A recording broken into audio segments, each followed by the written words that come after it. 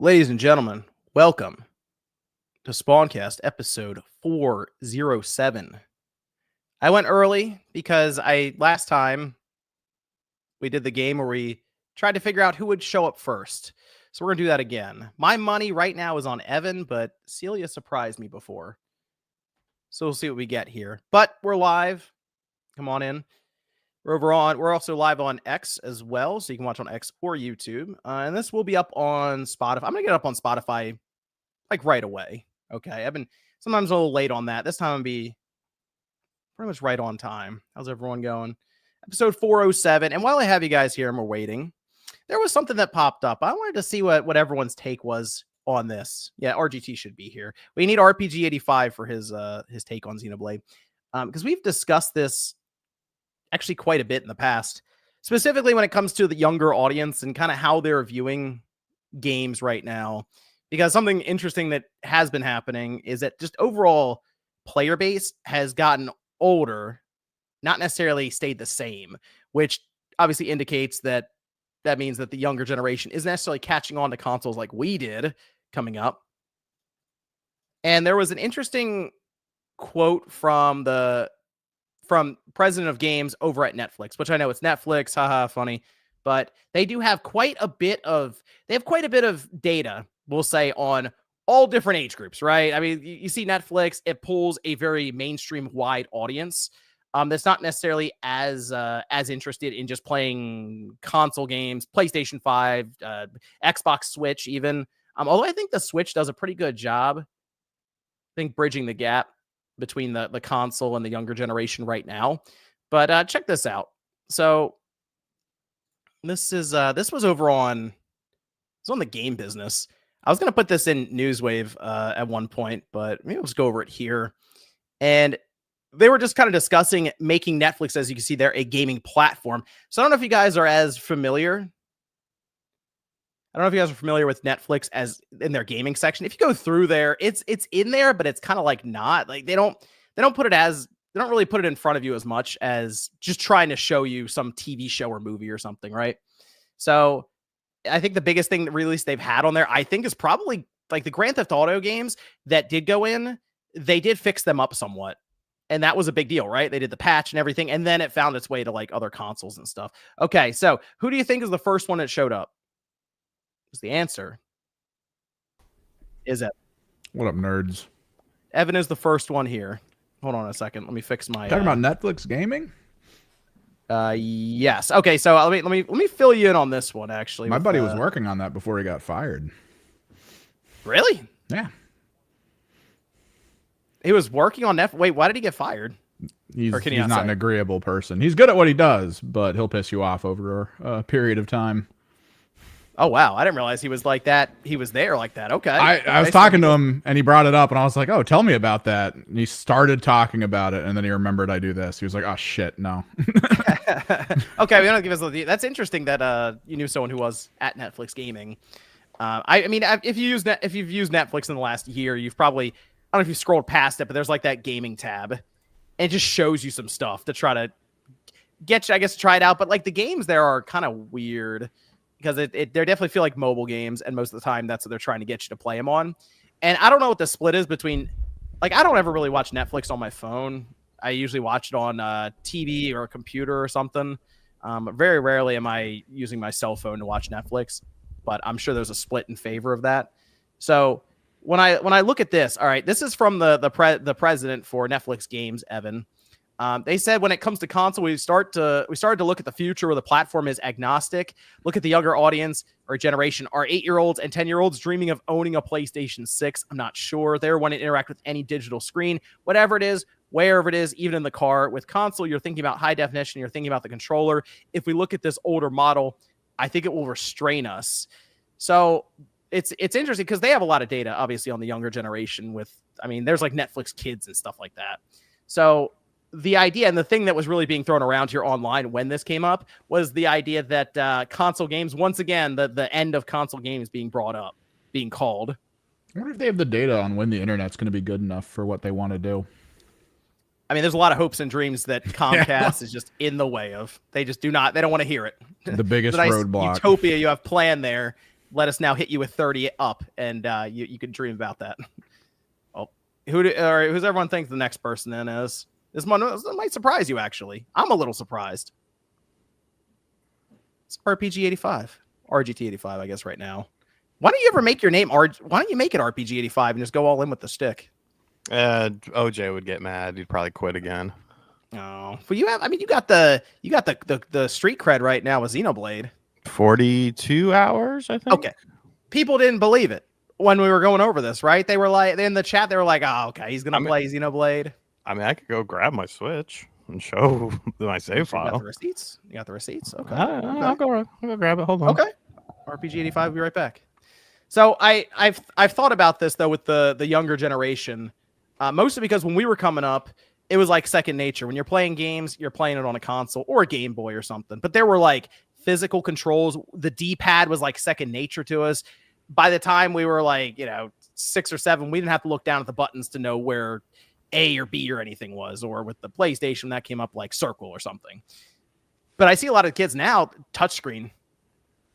I'm almost wondering if there's going to be this weird gap where the newer generation doesn't even really know that much about controllers, which would be super weird. Could also be like a skill reduction. I feel like tons of the games they're starting to play are pretty much auto aim, just tons of aim assists, tons of just general, this function that's normally a skill-based thing, we're going to simplify it for you. So you just press a button and achieve the goal. So like gaming might just at that point be press A to continue watching cool stuff happen. And then that's just it. I'm not that old. I'm 43. That's I'm younger than that. Yeah. I'm not in my 40s yet. It's coming up though. It's on the way. This is on deck. That's on. Of course, All right. Of course, it's dead, so I have to charge it for a second. Oh, you see the excuse. The people see the excuses in the chat. It's no excuses. No, I've seen him on my friends list. He's rolling up there in the levels in Xenoblade. People think I don't play stuff for some reason. I play lots of shit. I just don't talk about it all the time. Yeah, I've seen I've seen it in real time. I've seen his level going up whenever I decide to turn the game on. I get a minute. I'm like, oh wow, Sean's like, he's almost got like he's on a mission. Well, I just beat the 10th story mission. Everyone has skells in my group. Now we have the cruise control for the skells. After that, so save on gas and stuff like that because I have to refuel. I still feel like there are elements of the game that I'm just completely not privy to, but like I'm still just rolling along and like doing fine and with my leveling and stuff. So I don't know. It seems to be working for me. RPG 85 that's tough. Hey, beat Avowed earlier this year. Right. You kind of are on that RPG kick right now. I mean, it's just if I feel like playing something, I'll play it, I mean, people didn't believe. No, I believed in Sean though. I knew he would do it. I knew he'd get after it, mostly because it was spite was involved. There was spite, but I mean, I genuinely am a fan of this game. Like, it's my favorite Xenoblade, and whether or not I remember finishing it or not, I mean, I don't. The Wii U is an interesting thing. I was just getting my feet wet. You got to remember, during that time when that came out, I would have been writing for Nintendo Enthusiast, making YouTube videos for a Nintendo Enthusiast, still having a social life, and working a 9-to-5. So, I had a lot going on. Not to make excuses or anything like that, but I mean, that's just the facts of the situation. Life was very different then than it is now. Now, I don't give a fuck. I got all the time in the world. Yeah. You lived out the dream. You got an arcade in one room, a wall of action figures in the other. Hulk Hogan room, guitar room. Oh, you got the Hogan room? It's all coming up, Sean. Got 6 guitars in that room now. Gosh, how funny would it be if 60 FPS Bloodborne to switch to? Brian, what an interesting world that would be. Don't know if I count on that. Also, I'm realizing something here, Sean. There is a star next to some of these super chats, and I'm wondering if I click the star, it does. So here's the situation. Okay, I figured out the super chat stuff now. Okay. I didn't mean to click that. Sorry. Well, I think what was happening before is it would auto star every super chat that came in. Oh, so it's not doing. I'm going to click the star on this. Do you see the tab now? Now you have the starred tab. Okay. Yes. Yeah, that's what it is. Because can you do that for channel members too, though? That's a good question. But you know what? What I'm going to do from now on is if I see a super chat, I'm going to click the star, and then we can come back to it. But Todd Howard came by on Thursday and dropped 20, and then like another guy dropped 20, and it was like their thing stayed up because my show only runs for an hour. I run a tight ship, but their thing managed to stay up, and it was like everything else. I was just like, hey, if you donated, my bad. Like, I hope I remembered you. If not, blame StreamYards. What do you want me to do? I wanted to give Josie credit for being here before Celia, but Josie's gone now, so it's up to Celia. Oh, okay. Celia's here. Josie was here for a minute, then popped out. So maybe she thought she wasn't connected, but she was. I just didn't bring her in yet. But that's fine. How you doing, Celia? Pretty good. How are you? Good. I saw you're still playing. You're playing Assassin's Creed. Yeah, a bit. I'm about to drop it because I'm gonna go do other things. Things are getting busy. The cat part's cool. Liking that. Are you guys done with the game? I finished. I hit the credits part, but then of course it's Ubisoft. There's still a bunch of stuff on the map to do. I figure I throw another 10 hours after the credits just to see what kind of progress that actually gets me, and then I'll decide. Like, I don't think I'm gonna get the platinum in it because I have half the trophies, and I assume that one of them's like, hey, get every single lookout point or whatever in the map, and it's like, yeah, it's probably not gonna happen. So here's the shirt. It's a bee with your head on it. What? And the shirt. It's a bee with your head on it, and then you are saying EEE. No, it is not. So why? That's money. You're leaving Game and money Talk on merch. the table. That's two whole sales, damn it. Okay, let's make that Medallion a wants thing. it. Okay, we'll make a shirt. Okay, no, but the shirt that Medallion was referencing is this. It's the cat in the car Sure. that can't drive. It's the hamster in the car that can't drive. It has like a little bow on it, and it's pink. I was surveying the Discord if I wanted to like get that or not. And You got it. Yeah, dude. The 3 E's is marketing. 3 E's. What are you playing Alright. there, OJ? Hopping on something. Alright. All right, here's my my time for the doubters. There it is. All blurry and small. So what's the time? I can't really see it. It's like 42 hours or You've something. got glasses. You might need to I have to up like that make you prescription. larger. I don't know if my glasses How do I You might is need to change full your layout camera on that. focus. Okay. Like, what is that? See? Get it to It's- focus. I don't know how to. Wow. Professional aren't- YouTuber, these aren't everyone. prescription glasses. I have 20/20 Oh. vision, just to let you know. It's supposed to be like 42 hours. I mean, his character's Oh, level there you 8. go. there we go. There we go. 40. No, I see it. Yeah. yeah. Your character looks like Doug. The what's it called? The character. He has a goatee. Okay, I didn't see it too much there. All right, hey man. Like I said, hopefully you beat it though. Hopefully. Oh, you I can just see it. finished chapter 10. There are 16 chapters in the game, so I might beat a chapter on the show. We'll see. Okay. There you go. Sounds He's good. making moves. You'll actually beat a Xeno game within like this decade, which is nice. Yes, You this know? decade for sure. Although, wait, when did the 3D the new 3DS one? Has that been over a decade? That's 2016, so we're looking at about 2015 or 20. Which one? When was that? Because I did. That was what I got with my new 3DS. Yeah. I thought you said he beat the Wii. Might be one. like I did. 9-ish years ago. Maybe he might be right on like the edge for that one. Like, Yeah. right there. Let's see. And Josie, how are we doing? What's going on, Good. Josie? Happy to be here. I didn't realize we were going live so early. I was just sitting here and I was like, I'll go live and then we'll see who shows up first. So the chat was trying to guess who'd be here first. I And it was lost. actually Evan and then Sean. Wow, RGT. Yes. So that was all. I was just There's that no StreamYard. Nets People on can just pop tonight. in. So No. They won yesterday?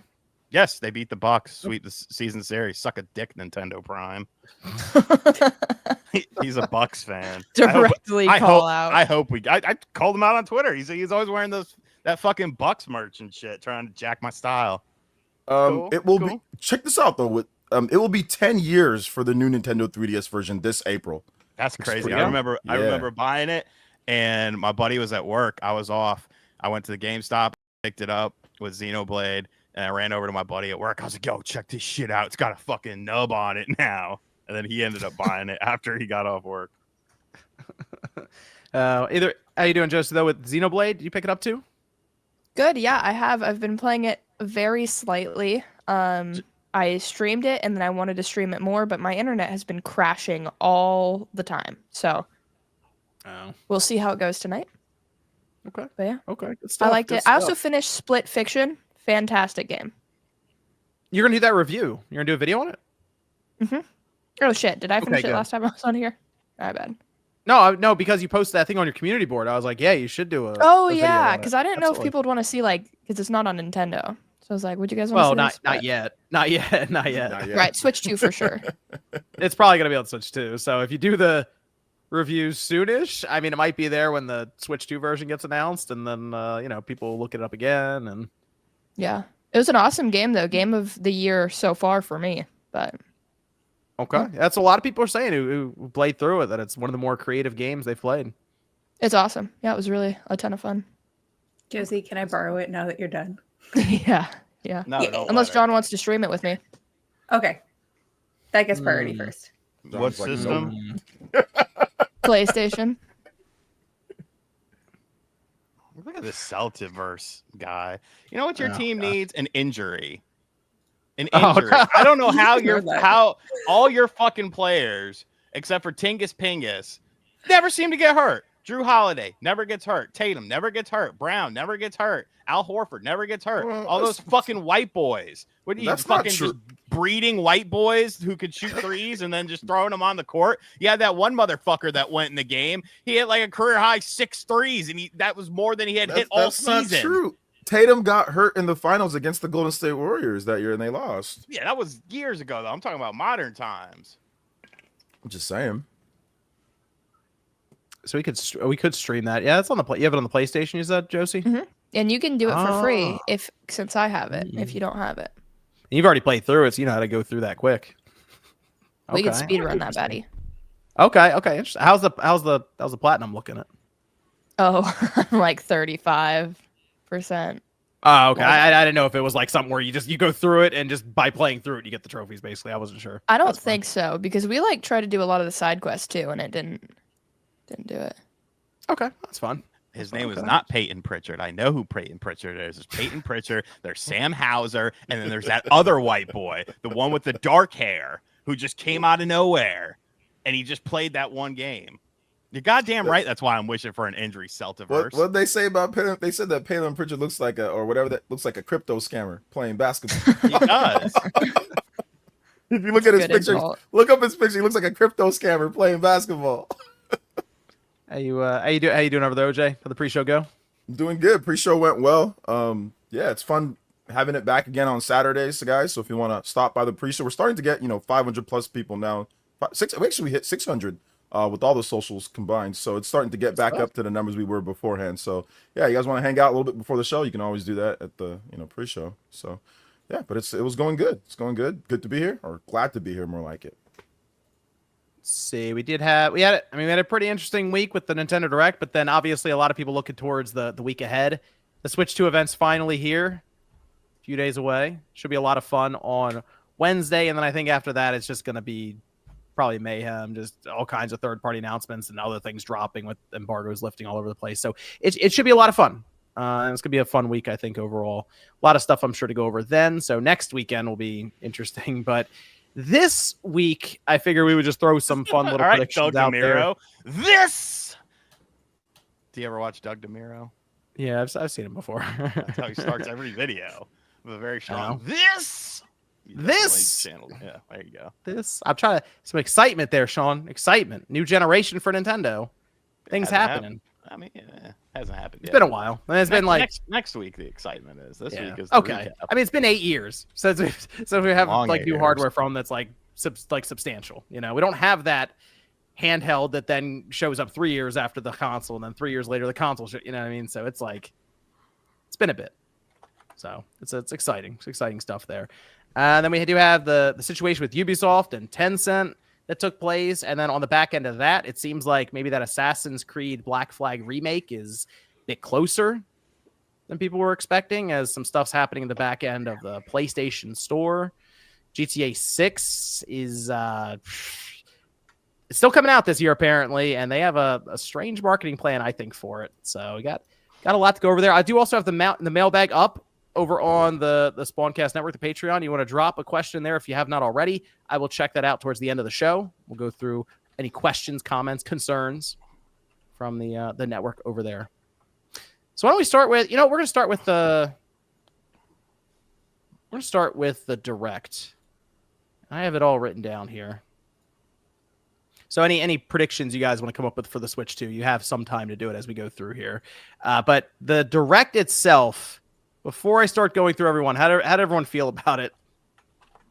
I didn't like the direct. I didn't think it was that great. But then apparently I'm stupid, and everybody liked the direct. I'm getting. You're not stupid. You are a smart. No, I mean the actual people in the comment section of Nintendo's page. They were like, Rhythm Heaven, Tomodachi Life. People started liking everything. It was crazy. It was Andrew, wasn't it? I don't know, but they mobilized the Tomodachi Lifers. Then my brother, who's not like a super hardcore, like he's not into gaming, like he just kind of looks every now and then, and he plays some stuff. He said it was like he said he loved it. So it was polarizing. I would say this direct was polarizing because you got new games like Rhythm Heaven and Tomodachi that's not been here for forever, and you got Metroid Prime 4 that looks awesome. But then again, like the Mario Zelda crew, which that's whether the direct is good or not, whether there's a Mario or Zelda game. There's no Mario or Zelda in this. So then everybody that wants that is like, oh, I don't get my Mario or Zelda game, or something like that. So yeah, understand from both sides. But yeah, I didn't think it was that great. But I'm happy for the people that were happy. I felt like it was pretty hype, but then it was like those games are coming in a year, like in 2026. So like the timing was really weird to me. Like I get the hype between both of those, but I just like, why would the Switch 2 already be out and you are trying to still drum up hype for these really small releases? Like, I just don't think they're going to do that well.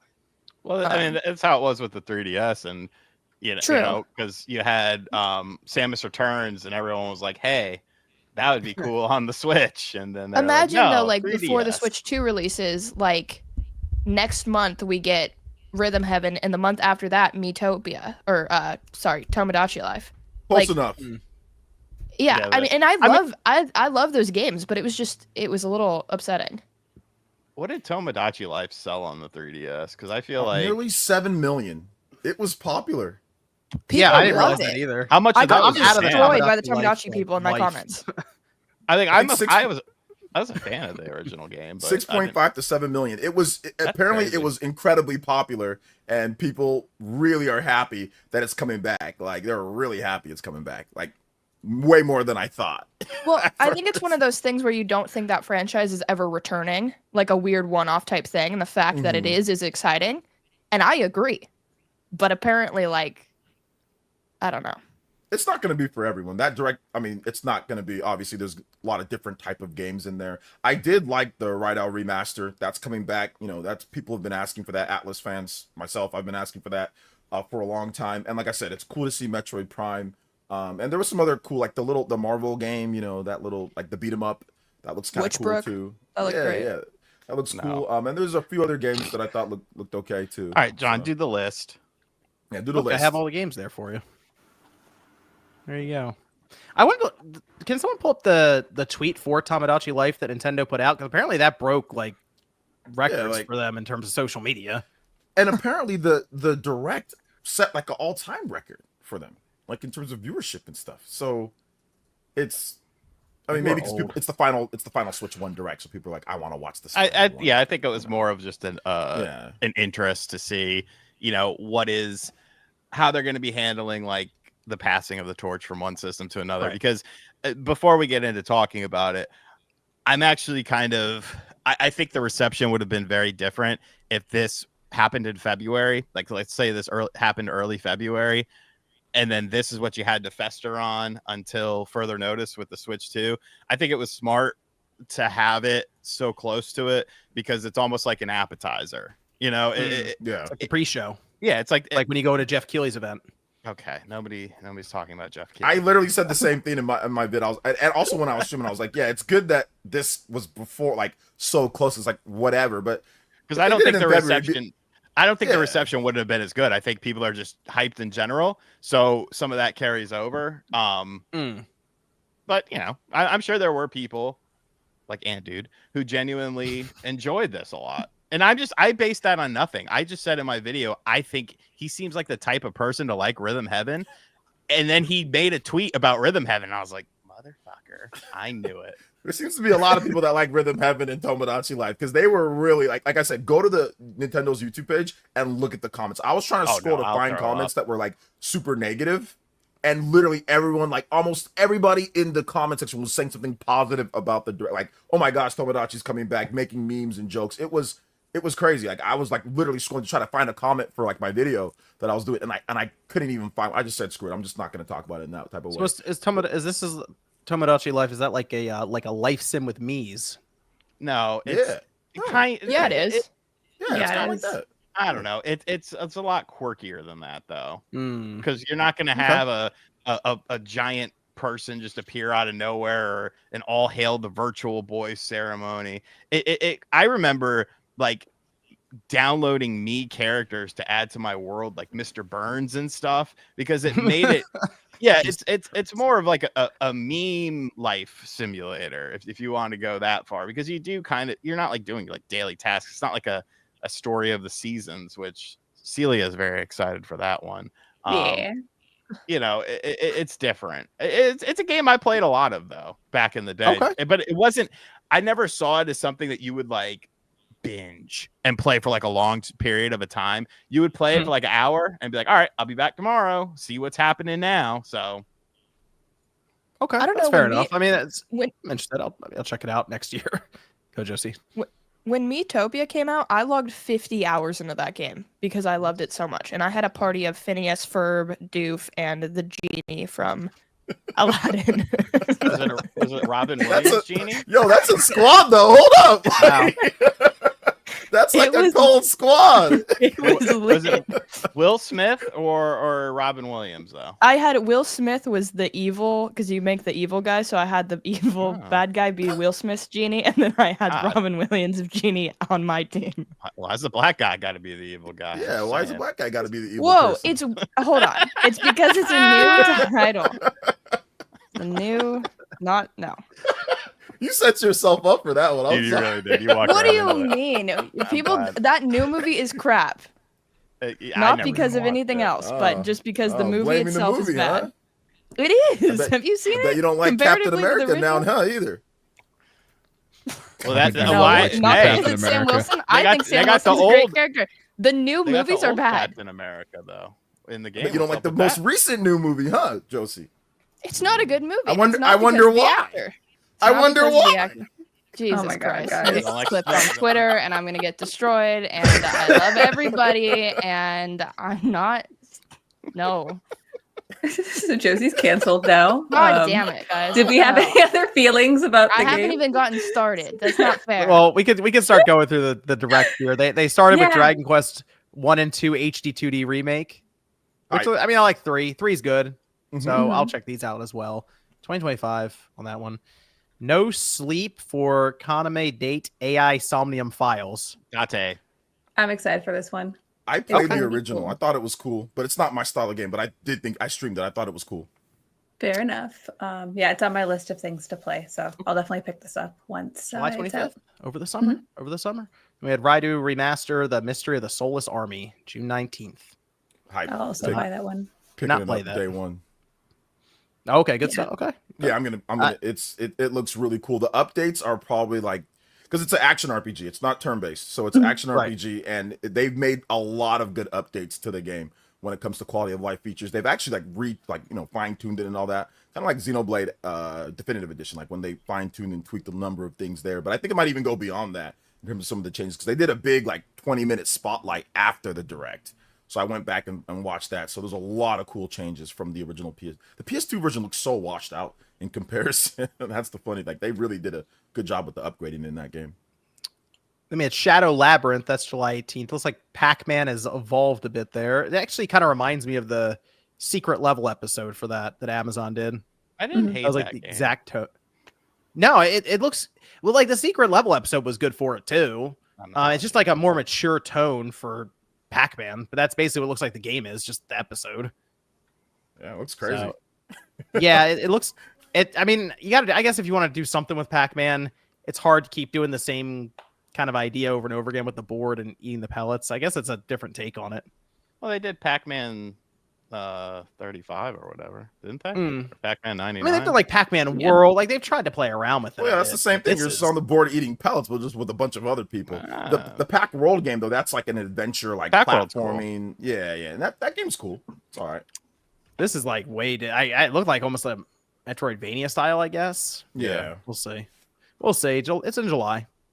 Patapon and Patapon 2 replay. Let's go. July 11th. Sony coming in strong with Bandai Namco again.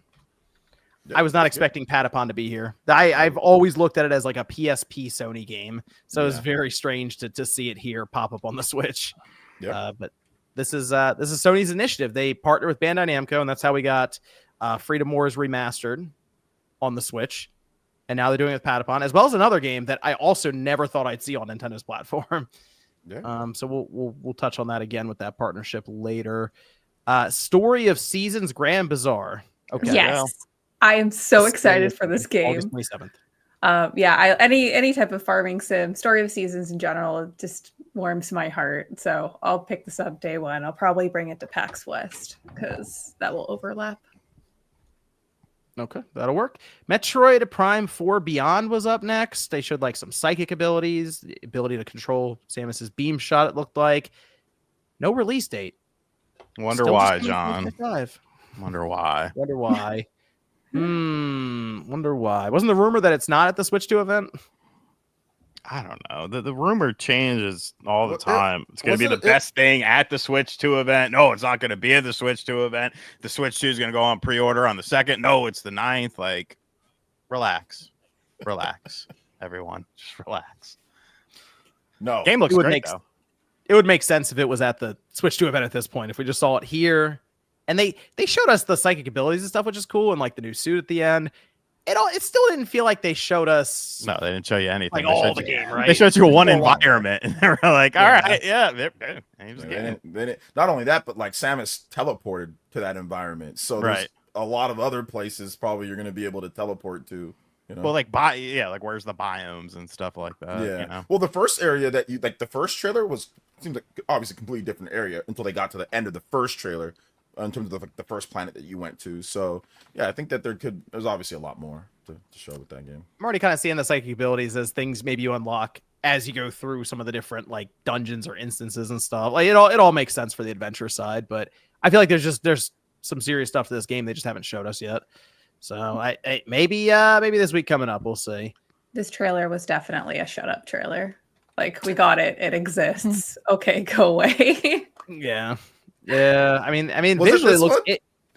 I thought the last one was that. I thought the announcement one was like, okay, look, it's real. It's a thing. You guys, look, finally. I just thought it was interesting that they showed it to us without a release date again, though. Unless it really is just tied to the Switch too. Yeah. I think it's got to be. Why else would there be no release? Like no release date or anything? Yeah, that's true. Randomly, they'll tell us the release date after Wednesday event, and like on Twitter, oh yeah, here's when it comes out now. No, it's the same week as it's dropping on the app. The release date's dropping on the app. We'll talk about that in a minute here. My gosh. We have after Metroid Prime 4 Beyond, we have Disney Villains Cursed Cafe. Man, what a great follow-up. This out now. Like, have you guys played Coffee Talk? No, but it does look like it. Apparently it's Ryan's favorite game. It's giving me like Coffee Talk vibes, which kind of bums me out that Disney like lifted their style of game. I'm not sure though. Obviously I haven't played Villains Cursed Cafe, but Coffee Talk's a really good game. Everyone should support indie. Okay. We have Witchbrook. Okay, hold on a minute. I know Sean, I know. Hold on. Josie. Hype. Seem to like this. Okay, see, there we go. Okay, Josie's excited for what? Sorry, I was still thinking about Coffee Talk. Oh yes, yeah, the pixel art style looks really cute. I'll definitely pick this up. We have the Eternal Life of Goldman. That's this holiday. That's the Jewish game, hand-drawn game. We established animations look good in it. We established that's the Jewish game. We were trying to figure out like the origins of the studio and like what like we were just kind of curious about this game in general and like what the theming is. Have they released what the plot of the game is? Like any details about that? Yeah, I'm not sure. Goldman's looking for his shekels. What do you expect? It's like DuckTales. He's got the pogo stick, just like Scrooge McDuck. You know, we don't know that part, Josh. Looking for a stickle of fluoride. What are you looking for here? Oy vey. We had I'm Jewish. I can say it. No we had shot. Gradius Origins. Okay, you know, sometimes this comes up and I realize I don't say the word as much. Is it Gradius or Gradius? You know, I change it every time. Okay, I thought it was just me because you know you hear it in the direct and you're like, wait, have I been saying it wrong this whole time? Okay, I do change sometimes too. Some days it's Gradius, some days it's Gradius. But there you go. Origins Collection. There's even one that I guess hadn't been released before that's also in there. Salamander 3. Thank you. Salamander 3. That actually made it interesting because I don't think I would have, like, they're fine, you know, they're cool, historical, blah blah blah, whatever. But adding in the new game, that made me kind of like, oh, okay, I will check this out. Rift of the Necrodancer. It's out now. Everyone should go support Brace Yourself Games. They're awesome. They're my friends. They got paid though. They're doing all right. They got that Zelda money.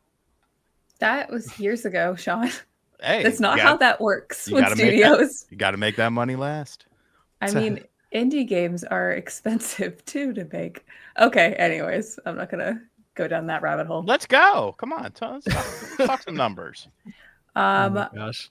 Well, their studio is, you know, they have a bunch of people that work there, you know, and it's one of those things where, you know, they need to be able to afford life and rent and, you know, all that good stuff to make the games. And development cycles take years. And it's one of those things where, yeah, if you have one hit game that's great, you know, 10 years ago, you need to continuously make hits to, you know, stay afloat or do well enough, you know, to stay afloat. So you can't be like, oh, they had that one game, they're fine. Like that's not how money works. It's like someone saying to you, Sean, oh, you had that really good video in 2013. You're fine. Like that's not how. I better go back and put some more ads on it. Oh shit. Whatever, man. We had Tamagotchi Plaza. Yes. I love Tamagotchi. Okay, this is like a Celia direct right now. Yeah, you guys were all like, oh, you know, like I was surprised this was, you know, people liked it. And I'm like, I enjoyed this direct. There's a lot of games. I am not a rhythm game person besides DDR and Guitar Hero, but I am a whatever the rest of the stuff in this direct was.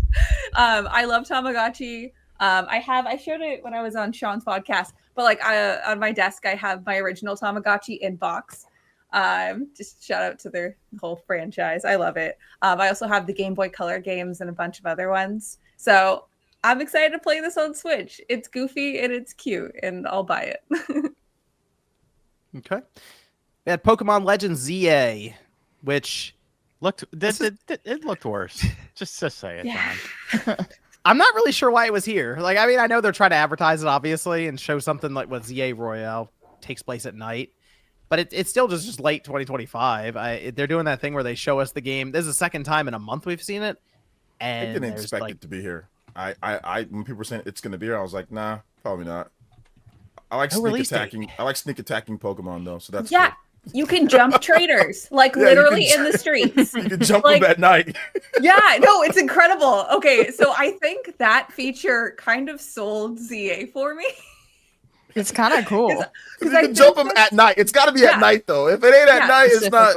Yeah, you know, we're not doing any of that daytime shit. Like at night, in an alleyway, they won't know what's coming because they're literally like, get the sneak on the, you know, the character, and it's like you just attacked him on a roof. Like on a roof, she was like chilling, just walking. Then all of a sudden, you just see a Lucario come out and hit you with like an aura sphere or something. That is incredible. Yeah, I think that sold it for me. Yeah, you know, they got to explain a few things, you know, about ZA, you know, entering the ranks. Like it's literally you're on rank Z and you're going to A. So good job on Nintendo for branding that. It makes sense. But yeah, jumping people is what got me, I guess, excited.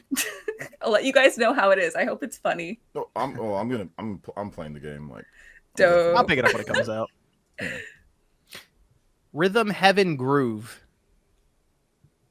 2026. Hype. It's Why cool, 2026? But hype. Yeah, it's cool, but it's just 2026. I think maybe they're trying to clear the floor. There's going to be a lot of new games announced next week, so maybe they don't want to interfere with it because, like, I don't know. But either way, yeah, it's cool. It's cool, but yeah, next year. Yeah, we have a lot of really far off release announcements on this.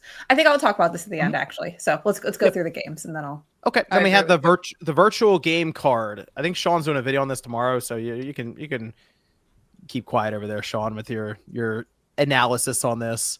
But the idea being, they're trying to mimic physical game cards to go between two systems and let you have more control, I guess, over your digital copies. But this update will go live in late April, and I gotta say, I know what they're trying to explain. It just felt like in the moment while they were doing it, really convoluted almost. It was, I think a lot of people were looking at this trying to grasp the idea, and I don't know if it was the best explanation for it, because I definitely saw people online afterwards that were like, I think I know what this is, but I don't know. Yeah, it's a bit confusing because at first some people thought, I thought even myself, that you can get a physical game card then like mirror that, right? Right, because they showed the game card going in, and it's like, oh, okay. Yeah, so but it's not that. It's essentially just an easier way without online to do what you can already do. That's really all it is. It's like you're giving out a card without having to connect to the internet every single time. You can already do what they explained before, but you're going to need the account on the other system. You're going to need to have it signed in. It's a lot of weird stuff that goes on, but now you're not going to have to do that. One time you can register it, and then they can have it for however many days, and then it goes back, but then you can resend it. So that's essentially what it is. They're just an easier way to do what you can already do. Well, they do let you. Here's the thing that they let you do that I think is actually good, because I will use this, is if you have like the family plan thing set up, you have like a family you can set up on the website on your account, but you don't need NSO to do it. What you could do, though, is anyone in that group that you make, you can lend the game to them for 2 weeks. Mm-hmm. They have to be near you, because it has to be done through local wireless with the two Switch systems. So you can't do it, say, from here to like Celia or something over on the West Coast, something like that. They have to be right there with you in the room. But that would actually work well if it's like, so for example, I've bought games digitally on my account, but then I could technically lend it maybe to one of the kids if it's like Kirby Star Allies or something like that, and they want to play it. Well, I can set it up, and the game card will get passed to or the digital game card get passed to your Switch for 14 days or something. It's a kind of a strange way to do game sharing, but it's a somewhat more limited way as well, because they don't want people to people on PlayStation will do this a lot, where they'll link to accounts and then they'll switch off who buys a game, and it's kind of like you get access to it for half price. So it's it's an interesting idea. It's something I think people have to actually use, though, to wrap their head around it. What you can do is you can essentially create your own Blockbuster. Like, charge people. Like, hey, you want to, if you're on the family plan, hey, you trying to borrow this game? You want to check it out? You can play it for 2 weeks, $10. And then, bam, you make that $10. And that adds up. Yeah. Sean, are you going to scam a bunch of your cousins and be like, oh, you want to play this game? $10 No, I'm not instead of them on my lending it to plan. them? No, I don't lend them nothing. Okay, duly noted. They have a mother. But I, too, am trying to figure out how I can scam the system by not making a Blockbuster. But I'm curious, like, if you borrow someone's game and you get that 2 weeks, do you get to keep your save data? And then you can borrow it again for 2 weeks, and then again and again and again. Like every time I visit the person, I make 2 weeks progress of what I'm doing in the game. I'm just curious, because that would be pretty cool. But we'll see. I'm pretty sure they confirmed that you keep your save data. Like, I'm pretty sure they said that in the trailer. Okay, dope. Yes, it'll create your save data on your Switch. So it's going to act like a game cartridge that pops in and out of your system, technically. So you'll still keep your save data. And I guess if you borrow it again, you'll just pick right back up. Yeah, okay, that's cool. The current way you can do it in terms of getting games on like from an account, it's just annoying. Like you have to constantly check on the, and have the account on there and check. This just makes it way less annoying and opens up a few more other things as well. Like John said, like with the plan. So that's cool.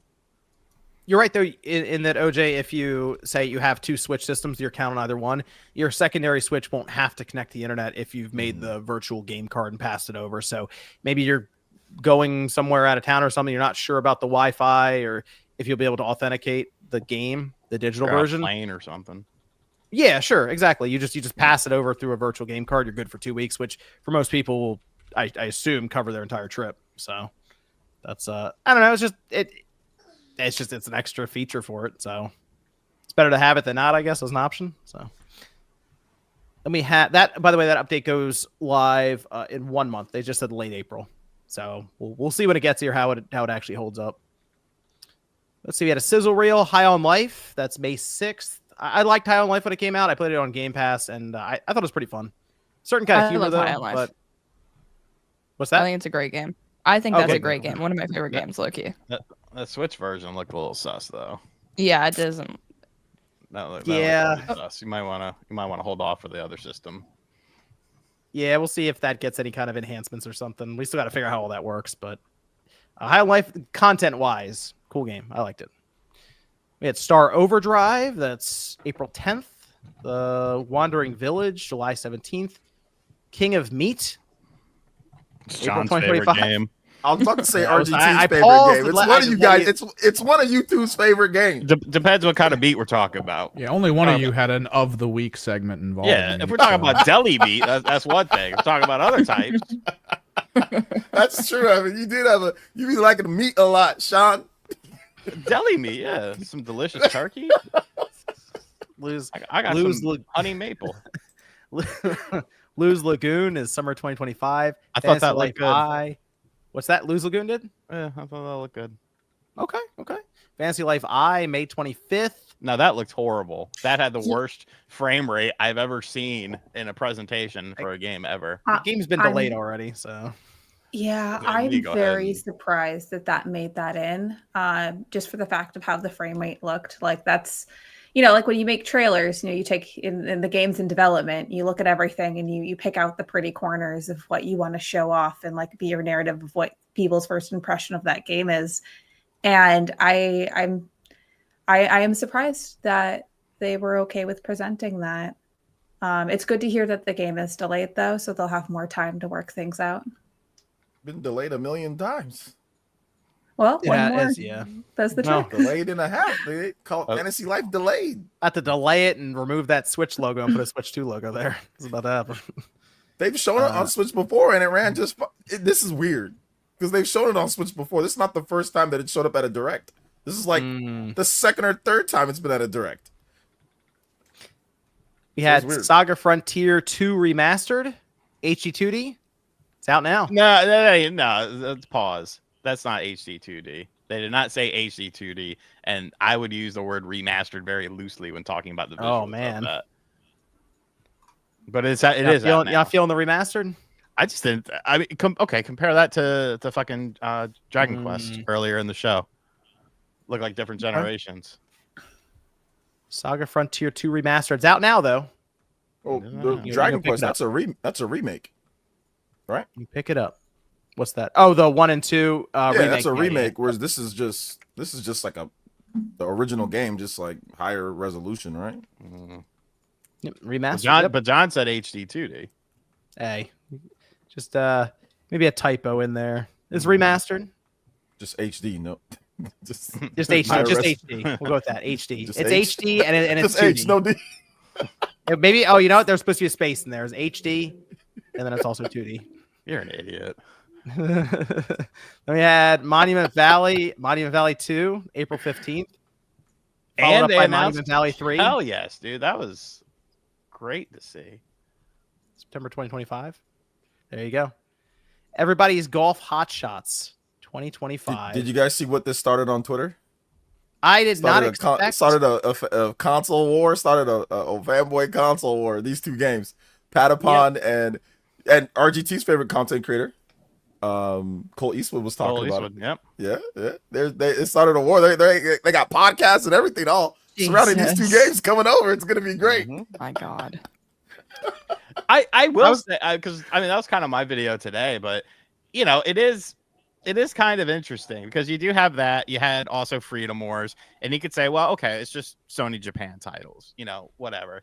But then you had Lego Horizon Adventures as well, and it's kind of like, I wouldn't be super surprised if like Uncharted collection wound up on the Switch too somehow. I was thinking Horizon. I think Horizon Uncharted collection is insane. I don't think they're gonna, because that's like a pillar, like system seller type of game. Yeah. Everything that we've gotten so far. So is Aloy. I'm talking about from a character perspective. Aloy but is Lego one of their isn't. biggest. But if it was a regular Horizon, then I'd be like, all right, I got you. I see what you're saying, and I actually do see what you're saying a little bit because of the character. But that's a Lego game. Like that's not like they can sell that on the Switch. That makes sense. But that was one of my Uncharted? predictions at the beginning of the year on Click R3 is that Sony would move over one of their larger IPs. I think Horizon might make sense for them.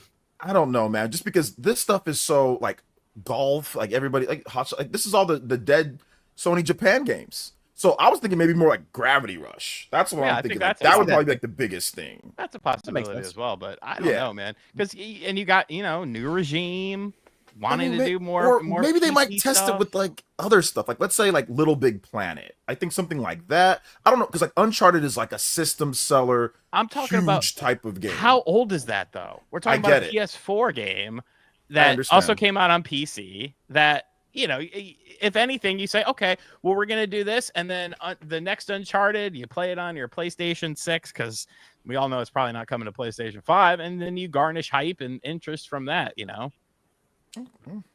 don't know. I still something in me still says that they won't, but I mean, you guys could 100% be right on that in terms of like Uncharted or something. The thing with this is, I wouldn't. The way that Sony's doing these releases, obviously they see Xbox as competition. They might see Nintendo as kind of like, I don't want to say an ally, but a place to just generate revenue because none of these games are on Xbox. They made a conscious decision not to put it on Xbox for all this stuff. So, and that includes Lego Horizon. Like that's a game that probably could have used all releases possible to try to do anything. Yeah. So that's I don't know. I wouldn't be shocked. I'll say that if randomly a Nintendo Direct came up at some point during the Switch 2's life and it's like, oh yeah, here's Aloy. It just wouldn't shock me. Patapon's really good though. Speaking of the game, Patapon, yeah, Patapon's good. The golf game is okay. Yep. So I used to play the golf games all the time on the Vita. That's where I played them. And Freedom Wars that came out earlier in the year, that's good too. So they're like, listen, I'd rather have it this way than not because these IPs would literally be dead. I don't think Sony would ever bring back these games in any meaningful type of way outside of what they've already done. So bringing back Freedom Wars and them getting like updates, it's not just the straight up game. Like they're actually updating them and adding new features and things. So that's super cool. So that's a good thing at the end of the day, Gravity Rush would make sense though, because they're doing a show or a movie or something with it. Sorry, I interrupted someone. Go ahead. How does Mystic Ryan feel about this? He quit. The John, PlayStation opinion I care got about. tired of John. Well, we'll find out this week. Actually, we'll find out Tuesday or Wednesday about it. So I'll ask him then and see what he thinks. But I feel like he's been kind of open to the idea of Sony doing that, moving some stuff to even the Switch. I've said this. I think I said on a previous episode, even like not to just move it to Nintendo. It's like I don't think it'd hurt if like some dead IP or some small IP you put it like on PC or something, or you put it on another system for like stuff like this. I don't think it's that big of a deal. I think it's actually a positive thing overall for stuff like this. If you're not, these aren't going to be system sellers. Nobody's buying a PS5 for everybody's golf or Patapon. Right. But it also does show a shift in mentality, especially considering how against being able to do cross-platform play Sony was within the last decade. Oh, the best place to play is on PlayStation, and now it's like, oh well, PlayStation and PC, and here's some games on a Nintendo. Like, no, I don't know. Right. That's right. It's interesting. Mm-hmm. We had Marvel Cosmic Invasion. That game looked fucking cool. It looks great, right? It looks cool. cool. Yeah. I like that it's literally Wolverine out of X-Men Arcade, because they could have easily done the palette swap to the more traditional blue and yellow, but they stuck it with the brown and yellow, and I was like, oh, okay, I see what you're trying to do here. It worked. I'm excited. Tribute Games is making this. Well, With yes, Dotemu? Dotemu. Yeah, I was looking on maybe they're doing the Steam version. I saw Tribute Games as developer, .emu as publisher. But I mean, Ninja Gaiden, Ragebound, they're doing that too. Shredder's Revenge. So they know what they're doing. Like I am a sucker for all of these. Like I don't Look care. like the it does remind me of the arcade. Bro, game. it's like Looking at it. It's like identical. Online multiplayer. Online multiplayer. Yep. 2 characters. You pick 2 characters and you can swap between them at any time. Up to 4 people play online. I think they're hiding some characters that are going to be in it as well. Yeah, that looks great. That game was awesome. I'll pick that up right away. Physical copy. We need a physical copy of that. I think LRG is doing it. Not messing around with any of those rights. We've seen what happens before with X-Men games. Those disappear. They go away. Let me Tamagotchi Life, Living the Dream. There it is. Hype. First new entry in 10 years. 2026. So we're waiting a little while. And then they had the Nintendo Today, the smartphone app for keeping up to date on Nintendo. It's available now. And they did make an announcement on it, which we'll get to in a minute. But it actually, their servers were struggling because of the announcement. Everyone was trying to download the app. So they might have something here again. They said it's kind of the evolution of the Nintendo Direct. Just being able to, I guess, get even closer with their fans in this instance. Like every day they're going to push news or something. I don't know how they're going to have that much news, but they're apparently going to keep everyone informed every day. It's going to be like little things here and there. Remember the Smash Dojo? Where they had something like new every day up until the release of Super Smash Maybe Bros. like the Brawl. developer interview stuff too here and there. I could see that. The Smash Dojo, every day there was something new up until Smash Brothers Brawl's release, and then the game got delayed. It was like, well, we got to do more stuff. But yeah, sometimes it was little things, other times it was like new characters. So I'm guessing it's going to be something like that. But yeah, to push every single day, it's not going to be big news every single day. It's going to be little things. I did download it, and they even have it set up as like a widget, so it'll just like float there on your home screen and just hit you with an update. So Prime 5 about to come back with this announcement. Yeah, feast. So I mean, I don't know. It's interesting. I guess are we gonna get to the point where every company has like a news app? I mean, I know PlayStation, Microsoft already have apps for their stuff. This is more like, hey, it's news related specifically. So It might also just be. Oh, sorry. Oh no, finish and then I'll jump in. It's okay. I was just thinking it could also be a thing to like go around the algorithms of social media since they're constantly changing. Like that could be the idea, you know. Yeah, to jump off of that, Josie.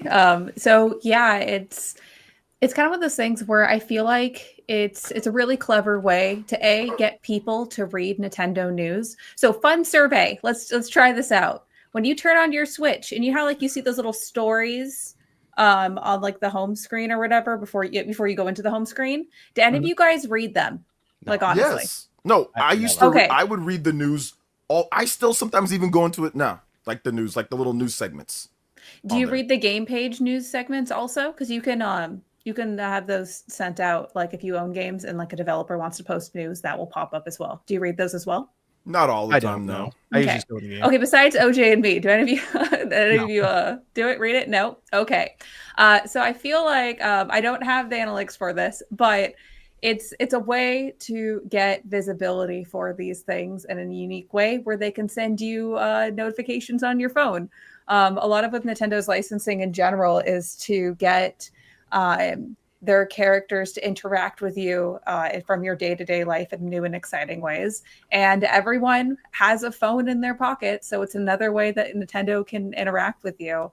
And also, like Josie said, it's to help control the way that we get news. You don't have to rely on social media. You don't have to rely on following influencers. Trying to put John out of business? I know. Nintendo after you, John. Trying to put John and RGT and myself out of business? Oh, Kick this lady off the show now. I feel like this direct, like as a whole, this was a vehicle to announce this. And then a lot of people, when they watched it, they're like, I'm not downloading an app, but the early adopters did. And then they like wham bam in your face gave everyone else FOMO because they were like, oh wait, really good news. Like the Zelda movie release date is on there.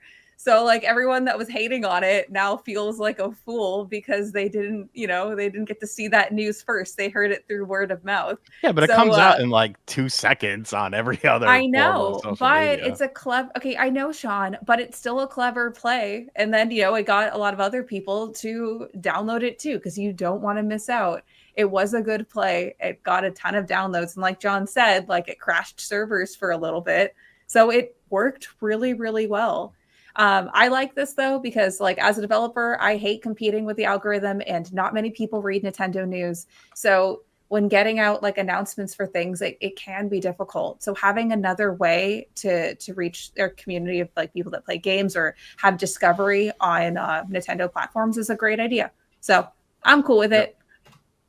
I see. I have to agree. As I used to do marketing myself, it's a good idea. And dropping the big news of having Zelda, like the movie, that was ingenious. That was like, because people are thinking, oh, they're not going to drop anything on there, and then also, wait a minute, hold up, hold up, they dropped this, so they set the table for you to say, okay, hold up, there is going to be some big stuff dropped on this. I don't think this is the first time or the last time that we're going to actually have some big information on here when it comes down to it. This might be the avenue where they talk about their other multimedia projects, So yeah. Yeah, no, it's awesome. Speaking of the movie, since we're on the Nintendo app, it's coming out March 2027. March 27th, 2027.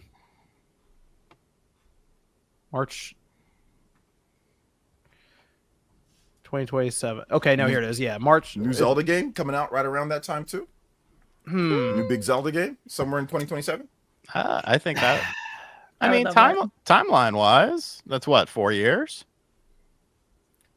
It depends on how you feel or when you think they started developing afterwards, because they didn't do DLC, I think specifically so they don't have to, or so they can get working on the next one. 1 year of optimization apparently, so the game was essentially done in 2022. So if you just say, hey, they started working around that time, then yeah, that would be 5 years. So to 2027. It would make sense. This is gonna be a live. I'm still like kind of hung up on the idea of a live action Lord of the Rings, man. Lord of the Rings. That's what they're going for. Lord of the Rings. And apparently, rumor trilogy. I saw that's that. the first thing I thought of. Okay, that would be awesome. Like Lord of the Rings, Trilogy. What do you think? I mean, it would make sense. Timothy Chalamet. Yeah, that's my vote. Timothée. He's totally. He's super phenomenal. Yeah. Also, he gets so into the characters, like he'd probably kill it. And he's a nerd. I swear Do you to think Christ. we'll have Link talk? I swear to Yeah. Christ. If that motherfucker is in that movie, Oh my god! Jack Black. He's I'm Ganon. gonna have an aneurysm. What's wrong with him? He's everywhere Come on. in every Jack Black video is- game yeah. movie. Yeah, he that's needs true. to go do something. He was Who's in the guy Borderlands. from Stranger Things? Maybe him. Yeah. The kid. the main white dude from Stranger Things. They'll have I Jack think Black in the movie too, right, Sean? No, Noah something. He'll I be think- there. No. Ganon. a good Link. You need someone a bit muscular, someone, with a good tan. Hulk Hogan. I'm just throwing that in there. Are you throwing kidding? that in there. Oh my god. All of a Goes sudden, up to movie goes Ganon. up- That doesn't work for me, brother. It's perfect. Like big boot leg drop. It's gonna be rated R for racist. That's Hey. the problem, right? Yeah. We don't like you We want that adult Gerudos around man, yeah. here. Yeah. See, it's perfect. No. It writes itself. I don't think Nintendo's gonna want a rated R movie. Okay. But think about it, because then think about when we were kids, we wanted to go to rated R movies because that's the forbidden fruit. That's why Eve fucked us all at the beginning of time, because she wanted the forbidden fruit. Okay, look, Finn Wolf. I think his name is Finn Wolfhard. Maybe Finn Wolfhard for Link. What's he, an That's adult the film Stranger star? Things- What the fuck kind of name is that? His name's Finn Wolfhard. Uh-huh. Is that his name? Yeah, he's Mike Wheeler in Stranger Things. So his name's Finn. I'm yeah, curious if they're Finn gonna. You think they're gonna get this to a? Is it? I mean, this is gonna be a PG-13 movie, I assume. Nah, that shit'll be Probably. rated G. I mean, it's gonna be. You'd think it's gonna be PG or something, but that seems like kind of hard source material to do in live action and not have it be at least somewhat maybe violent or something and get that PG-13 rating. It's PG-13 probably. That is It interesting. it sounds though, weird to to say think that about because it's Nintendo. You're like, they're gonna.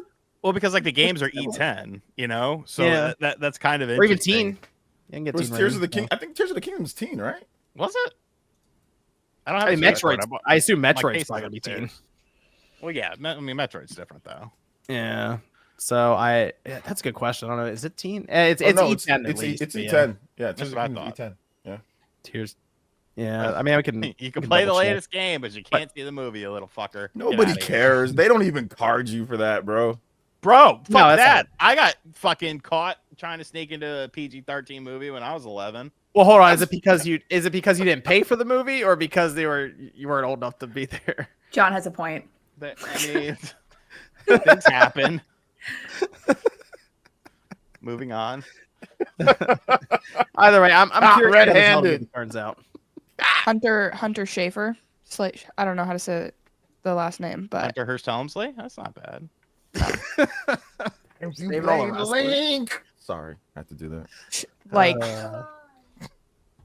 It'll be The child mean, that's I mean, talking in the background, they could do it. still. I mean, we're still a couple. I don't years know off. if it's Josie's or my boy. Sometimes I get Some mixed child. up. Do you think they do a direct for the cast reveal again, like they did with the Mario movie? Oh, 100%. Probably. 100%. Yeah. Yeah. That'll be big. I I see what Josie's saying here with this Hunter chick to play Zelda, right? yeah, wouldn't she be great? Yeah. Wait, I think who? she'd be- I want to look her up. Hunter Schafer. Okay. Hunter Schafer. I mean, she would be like actually perfect. well. Oh my gosh, yes. No. Okay. Casted. Good. Okay. Hunter Oh, that was the Timothy. We're good. Perfect. okay. That was the direct. Any final thoughts with that, Celia? I think you said you wanted to say something at the end. 2026. Oh yeah. No, I think I touched on it when we were talking about Okay. the app. Like I feel like it was a vehicle for that, and then they just kind of like squeezed the rag to get the last drops of like what games were out. I did find it interesting, and I think it was brought up by like Josie and OJ that a lot of the games were like it wasn't like out nows, which I feel like a lot of us were expecting, or personally that's where my expectation was, just for the fact that the Switch 2 is on the horizon. So it's kind of interesting to look at that and see, like, since there are some games in this that are scheduled for like 2026, for example, that kind of like indicates that is Nintendo going to also be supporting Switch? Like, we don't know. But having that and also releasing is kind of giving me like Just Dance released for like PS2 like years after PS2 Yes. games stop releasing. We had I'm it for like- the Wii forever too. I'm like, Yeah, is Nintendo Mhm. first party going to be doing that too? That's wild. I think I the feel like fact, But it Just was Dance will be cool. on the Switch till the end of time. Go ahead, Josie. yeah, I also think like the fact that the Switch is backwards compatible, the Switch 2 is backwards compatible, makes these make a little bit more sense for a later release. But I also just cannot fathom the fact that they wouldn't release those two games like kind of right now to get ahead of the Switch 2 hype, because like I just feel like they're gonna get what if we get a new Mario around that time for Switch 2? Like they're just not gonna. There's no way they're gonna sell as well as they could be doing right now. Right. Yeah, Yeah, I don't know. get out Since sooner they're rather than backwards compatible, there might be Nintendo Switch 2 editions of these games. I think Yeah. maybe, and I see what you're saying, but I think maybe it's just to show that they're just going to support the Switch 1. Yeah, well that's after. what I was thinking was Yeah, their I think it's- mentality. That is, hey, look, Switch 1's still going to be around for a long time, Look, there it is. Look how good that looks. Perfect. Abysmal. And he wears the hats because See, he now I know always- why you like Oh, Xeno X so look. much, take Sean. notes. It's because the Van Damme looks like Hulk Hogan. That's the He reason why does. you like He Xeno does. X the Fucking most. sad. That's the only reason. There's nothing else. I'm trying to figure out what's going on here. I'm just trying to do this affinity mission and it won't let me. Okay. Well, that's the direct. Not bad. It's a nice, as you said, nice pre-show for the Switch 2 event this week coming up. Go over to some of the super chats here. Josie, I don't know if you had to go now. If this was This would be a break great for you. time for me to exit. Okay. All right. Uh, Thanks, Josie. thanks for Next having me week, on. next Bye, weekend, Josie. Switch Bye, 2 stuff. Josie. Switch 2. I'll All be right. on. See you tomorrow, Bye, Josie. guys. All right. See you Bye. later. Bye. We're hanging out tomorrow. She's going to the Shovel Knight concert. I got her Yeah. ticked. I know OJ could have been there too. With no babies allowed. I'm sorry, it's a loud concert. It's I not know. a place for babies. I told my boy, I'm like, hey, look, we're gonna listen to some Shovel Knight music. He was excited until You look at him. meanie Celia over here won't let him go. I mean, like, I just feel like it's really loud. I don't care. He's mature. What was Mature it enough about to be screaming in Coco the Melon and being background? angry about it last time? Go over some of the super chats here. Liam says, will we ever get ownable versions of Wind Waker, Twilight Princess, GX, Metro Prime 2 and 3 ever again with the recent reports that have come out? I would start to think more along the lines of maybe GameCube NSO at this point. Yeah. So I don't know if they'll be ownable. I mean, as long as you pay the subscription fee. Sonic says, Adam Fall is a AA gem. Really enjoying this game. I've heard people are saying it's pretty good for like I've heard good within things. its scope. Yeah, I've heard good things people about said it. Fallout 3 kind of for it. So that was kind of interesting. There's playing a lot of games. It's just tough right now. I want to get to it. A14 says, I want to support RGT even if he doesn't need to. I'm pretty sure I finished Super Mario Wii U 100%, but I can't completely remember, as I also can't remember for a bunch of games. This is called getting older. Leave the old man alone. Thank you. Thank you. Trombita says, what are some of y'all's hopes for the Switch 2 Direct? Mine are Dragon Quest 12, Ocarina of Time remake, and a new Castlevania finally. Well, we'll actually get to that here pretty soon. Yes. I got a Those are Switch 2 prediction section set up. Celtiverse says, LOL, Knicks, Bucks, and Cavs fans all arguing for Eastern Conference runner-up. Let's get some injuries. TJ says, now that Horizon's been announced, us Trails fans will now be caught up with Japan with 3 games this year. Just have to spend 700 hours in the rest of the series first. Yeah. We got the Trails in the Sky, the first Dreamer chapter. doesn't like the Direct besides Metroid and Pokemon. Read the chat, John. The Direct was as besides Metroid and Pokemon. There you go. Darth says, still would have been nice to play Prime 2 and 3 before 4. Well, you I might. think we're gonna might be able to. I think that's gonna happen. I think they're gonna release it before. You still might be able to. I mean, look what if they do a GameCube NSO. They're not gonna put just like one game. I assume there'll be at least a couple. So maybe 2 is there first. They still haven't given a release date. Now, if they would have dated Metroid Prime 4 for like April, then yeah. They're not gonna drop it beforehand. But I don't think they're gonna drop Metroid Prime 4 and not drop 2 and 3 beforehand in some way. Andy Ackerman says, team the homie Josie Woe today. Good to catch you in chat earlier. And she'll never know. Casey says, thank you, Spawn, for the daily uploads. You've been the best source for news. Been watching since 2020. Y'all keep me motivated to make videos. Shout out to KC. This is from David, who says, I'm down $7. Gears Tactics is nothing like Halo Wars. It is not. It's a little different. It's good, though. I like Gears Tactics. It was fun. It's a good game. Dennis says, I made EA account yesterday, and the next day it was permanently banned. Does that ever happen to y'all? Do you know how to fix it? I can't say that one's happened to me before. That's not even happened. It's not even happened to me before. Like, yeah, Sean pushes the boundaries in a lot of the places. Valenhorn says, Monuval is a great calming puzzle game. Should try. Never tried that game before. Monuval? I never heard of it. Yeah. Rescue Squad says, evening, happy 1 month here. Marvel Cosmic Invasion got my attention. I don't play beat 'em ups that much, but we'll give it a shot. I mean, it helps if you're like interested in like X-Men, obviously. So Source material. Shout outs to Rescue Squad. Yeah. He's awesome, man. Big love. Right, shout out to Rescue Squad. David says Mario Odyssey 2, Galaxy 3, or a new 3D Mario. Well, we'll get to the Switch 2 stuff soon. It's not the first 2. Yeah, Yopi's ripped his Spawn Wave wallet when Nintendo released Metroid Edition Switch 1 a month after the Switch 2 release. I know that would hurt. That is something they would do, isn't it? That's it. Yeah. They would do a Switch Lite. Yeah, you're right. They would. They would do a Switch Lite Metroid, but just to mess with me. You're absolutely right. Cody Bishop says, now that AC is out, where will Grifters go next?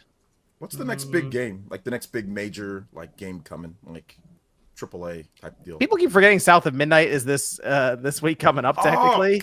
South of Midnight, yeah, South of Midnight. That's the next one. But that's not big enough though. South of Midnight's it kind of worked to its advantage because like no one's really arguing about it either. So I don't know actually, Cody. I'm not sure where the next big discourse will be. I don't know. Twitter will find a way though. It'll find something. We'll find a way. Mac Mega says, who knew this direct was the best one ever? All Gen Zers and Alphas losing their mind over it. Us millennials are old and out of touch now. Shake my head. Nah, we just know what's good. Blue Knight says, I understand some people saying Metroid Prime 4 looks like another Metroid Prime. For once, Big N is giving us fans what we want. Ungrateful people. I mean, it's Metroid Prime is Metroid Prime. It's Yeah, here's my get into it. You're going into. Here's my small theory with that real quick. I think that the Metroid Prime game that they were building before it got canceled was probably the crazy open world multiplayer thingy that was very different. That's why they got Bandai Namco to do it, but it didn't work out. So I think that when they redid it, they're like, we're not going to do anything stupid here. Let's just make Metroid Prime, and we also have to have it run at 60 frames. So maybe like destructible environments and things like that probably have to be like off the table, or like huge, massive open world has to be off the table. Let's just get this thing. It's going to take us 4 to 5 years. We don't have any time to mess around or dilly-dally with it. So I think that's the reason why it looks like, okay, yeah, Metroid Prime Remastered or Metroid Prime 2, Metroid Prime 3, but just here's the new gimmick with it, So I think that's the reason why, for those that are wondering, because there was a lot of people talking about, like, people that love Metroid Prime are like, oh, great, it's Metroid Prime, but people that wanted to be a little bit different are like, oh, well, why didn't they do this? And I'm like, well, I think they were, but yeah, they messed up. So they messed up. I mean, I was looking for Metroid Prime out of Metroid Prime 4, so I'm fine with what I'm seeing. Yeah, it's Metroid Prime. Yeah. I think that Metroid Prime game, I would hope that one of these days we actually get some leaked footage, like Liam Robertson, like find some leaked footage of that Metroid Prime game before it got canceled. See what it was, yeah, just to see what it is. AO Mine says, do you guys think Switch 2 will have analog triggers? No. Not based off the leaks, right? I guess the answer would be no, but I don't. Do you have to buy the GameCube controller to play the NSO games? Because the GameCube has analog triggers. Yeah, that's true. That would be kind of strange if it didn't then. I don't know. They had to figure out a way around it. Tijo says, Nintendo Switch Edition games were mentioned in the digital game card fine print. What do you think this is? It's going up in the predictions. Then Robert says, eat an onion. All right, there you go. 4K says no release date for Metroid 4. I guess now we wait for them to scrap and restart it again like they did before. RPG 85 as Link. The Mark that complete says there could be a curse that leaves Link mute. That's gonna be interesting when Link starts talking in the first couple minutes. I hope it's Chris Pratt. Hey y'all, I'm Link. I was Jack Black just for you, Sean. If it's They just Jack do the voice Black, from the animated Nintendo series. should go out of business. Casual Noob Gamer says Meanie Celia with 3 E's. Hurtful. You big meanie. I'm being responsible. I'm gonna let him know that you said this when Oh, he gets gosh. older. So this is Mark being meta says, against me. I'm predicting Yes. Duck Hunt as the pack-in game would be an awesome way to showcase mouse functionality. Mario Paint. Mario Yeah, it's got, Paint, bro. Mario And it better Paint. have the fucking music. It better have the Gnat game, the Bug Splat game. Yeah, the bug He's so splat, cool. yeah. Mario Paint would be cool, like just like a built-in. Well, knowing it'd probably be a $50 game, but I would pay 70 for a new Mario Paint. How about Hey, that? if it was fully Don't featured. say that. 60. If it was fully, like, not just like actually like fully featured, like a But, ton like, of crap to do. Bro, just fucking remaster the Super Nintendo version and call it a day. Yeah, that would be cool as like a little all you need. pack-in thingy, Nah, you know? That's $70 out of my pocket. No questions Epic. asked. Epic Dreamer says, is Ocarina of Time remake the next expected Zelda remake? I feel like it's gonna be ages and Yeah, seasons. yeah, I'm thinking, the ages, the Oracle games, right? I would love another Ocarina though, and Majora's Mask if we're just throwing out games. Just a soccer arena's fun. Corey How dare McIntyre you? says, how do you think Nintendo will get the power of the new Switch across to the audience, or go comparing it to PS4? I think they'll I don't show think- games. Yeah, I don't yeah. think it matters. I think they're just going to show the games and people can compare it to whatever the hell they want to compare it to. I don't think because they didn't do that with Switch.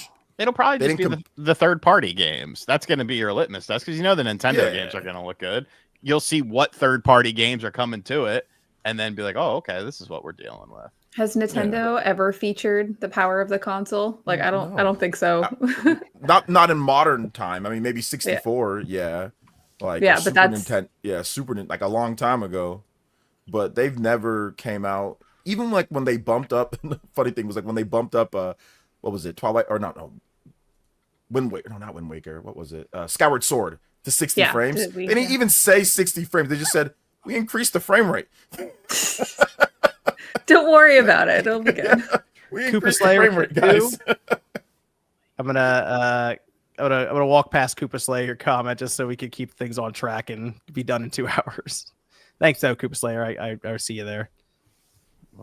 This is from Now I have to see it. Stress Mechanic says, "Give a smile, RGT85." No, I don't. You paid John, not me. Homix says, "You think GameCube NSO would force you to keep every single game downloaded at once?" GameCube NSO I see what you're saying, because how big would the application be over time if there was like 20 GameCube games in there? It'd be like 20 some odd gigabytes. That's a good question. I mean, it wouldn't take terribly long to download one game, so maybe it's optional. Like, you can decide which ones you want to download and which ones not and keep there. That's a good question, though. That's the thing. We get these file sizes larger. It's harder and harder to figure out how they navigate that. Carpet Fresh says that direct sugged as. Thank you. Z's. Steven says, still waiting on the N64 Game Boy compatibility update for NSO. Hellman says, I've been looking forward to South of Midnight. Unique setting and lore. Never heard of a bottle tree before. And then Steven says, do we think the current way of game sharing will go away with the virtual game cards? Current way of game sharing. That is a question that some people have been bringing up. Because Brett The was current way talking of game about it. it's kind of ghetto, so I don't know if they're gonna take that away. It's kind of weird how you do it, right? So I don't know. He explained it because he has 2 kids with like a bunch of different switches and stuff, so it actually works well. Do you remember what he said, Celia? So all he has to do is buy one game, and then the other kid can play it. And if they take that away, then he has to blah blah blah blah blah. I was tired. I don't remember. I can't. Shout out to Brett though. He's cool. I can't afford to give him a raise, so hopefully they keep that feature. Jack Black as the happy mask salesman. Jack Black as retired. That's what I would what's like. it called? Rogers Bay says that he'd be the happy mask salesman. He said he kind of looks like him. So. He definitely does. He definitely does. That's hey. He volunteered. I'd sign off on that 100%. Man, let's I do want to go over to, now that we have the super chats there, I'll check the mailbag soon as we do the Switch 2 predictions. A lot of people asking about Switch 2 stuff there. Really? Well, what's happening soon? Yeah. Let's talk about Ubisoft and Tencent here quickly, because we got some info on Tencent. I mean, buying in big time to Ubisoft right now. And this is after, I mean, it's been like a year and a half, maybe longer, 2 years. It's been a long road for Ubisoft and struggle. I mean, if you look at people have pointed their stock for like the last 3 years, this has been like downward completely. They've lost like 80% of their company's value at this point. Granted, that was at like the height of like the pandemic stuff. And I feel like everyone here has pointed out, I know Sean, you've pointed out multiple times, that was like a moment in time where none of these executives should try to base expectations on for future sales and stuff. But here we are. So now they're spinning out a new gaming subsidiary, basically a company underneath the main company. And in there will be dropping 3 main IPs, which are Assassin's Creed, Rainbow Six, and Far Cry. Those are the 3. This subsidiary on its own, after Tencent's investment of over $1 billion, is now valued over roughly $4.5 billion, just those 3 IPs, which means that the new subsidiary is technically more valuable than Ubisoft parent company. So that's one of the reasons the stock was fluctuating and jumping up, because people did the math and realized, okay, this doesn't make sense. Eventually, it'll have to course correct, set itself back up, and probably then climb overall. But Tencent has 25% stake in that subsidiary, and Ubisoft having an injection of just over $1 billion by the end of this year. Seemed like the writing has been on the wall for quite a while with them, and now Tencent continues to move in. They've been buying up so much of the gaming industry now.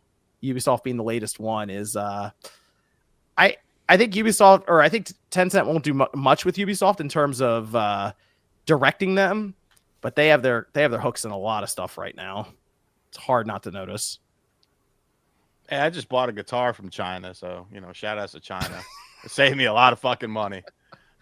I mean, the one thing with this means that Ubisoft will be stabilized for quite a while, and they say it'll work to accelerate a lot of their plans, which then go on to say includes narrative solo experiences, expand multiplayer offerings with increased frequency of content release, introduce free-to-play touchpoints, and integrate more social features, which if you've played the new Assassin's Creed game, when you start it up, it puts you in kind of like this hub animus setup where you can then jump between any of the games from a menu, as I'm sure you've seen Celia and OJ and Sean.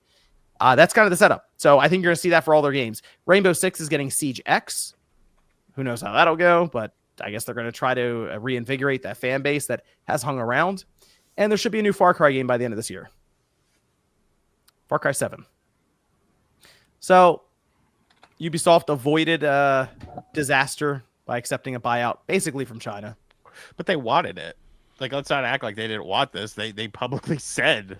Oh, no, they wanted it, yeah. Yeah, so, I mean, it's... I don't think anyone should be really surprised by this. No. No, this actually plays into their favor technically in the sense that they don't lose ownership of their IPs. Right. They control 75% of that subsidiary. And it seemed like Tencent didn't want to put a bunch of money into a company overall that has 20,000 employees. So they put it into the subsidiary with the 3 most valuable IPs, which apparently the concern now, which was confirmed through a memo that was circulated internally, employees are a little concerned if they are not part of those 3 games. They should be.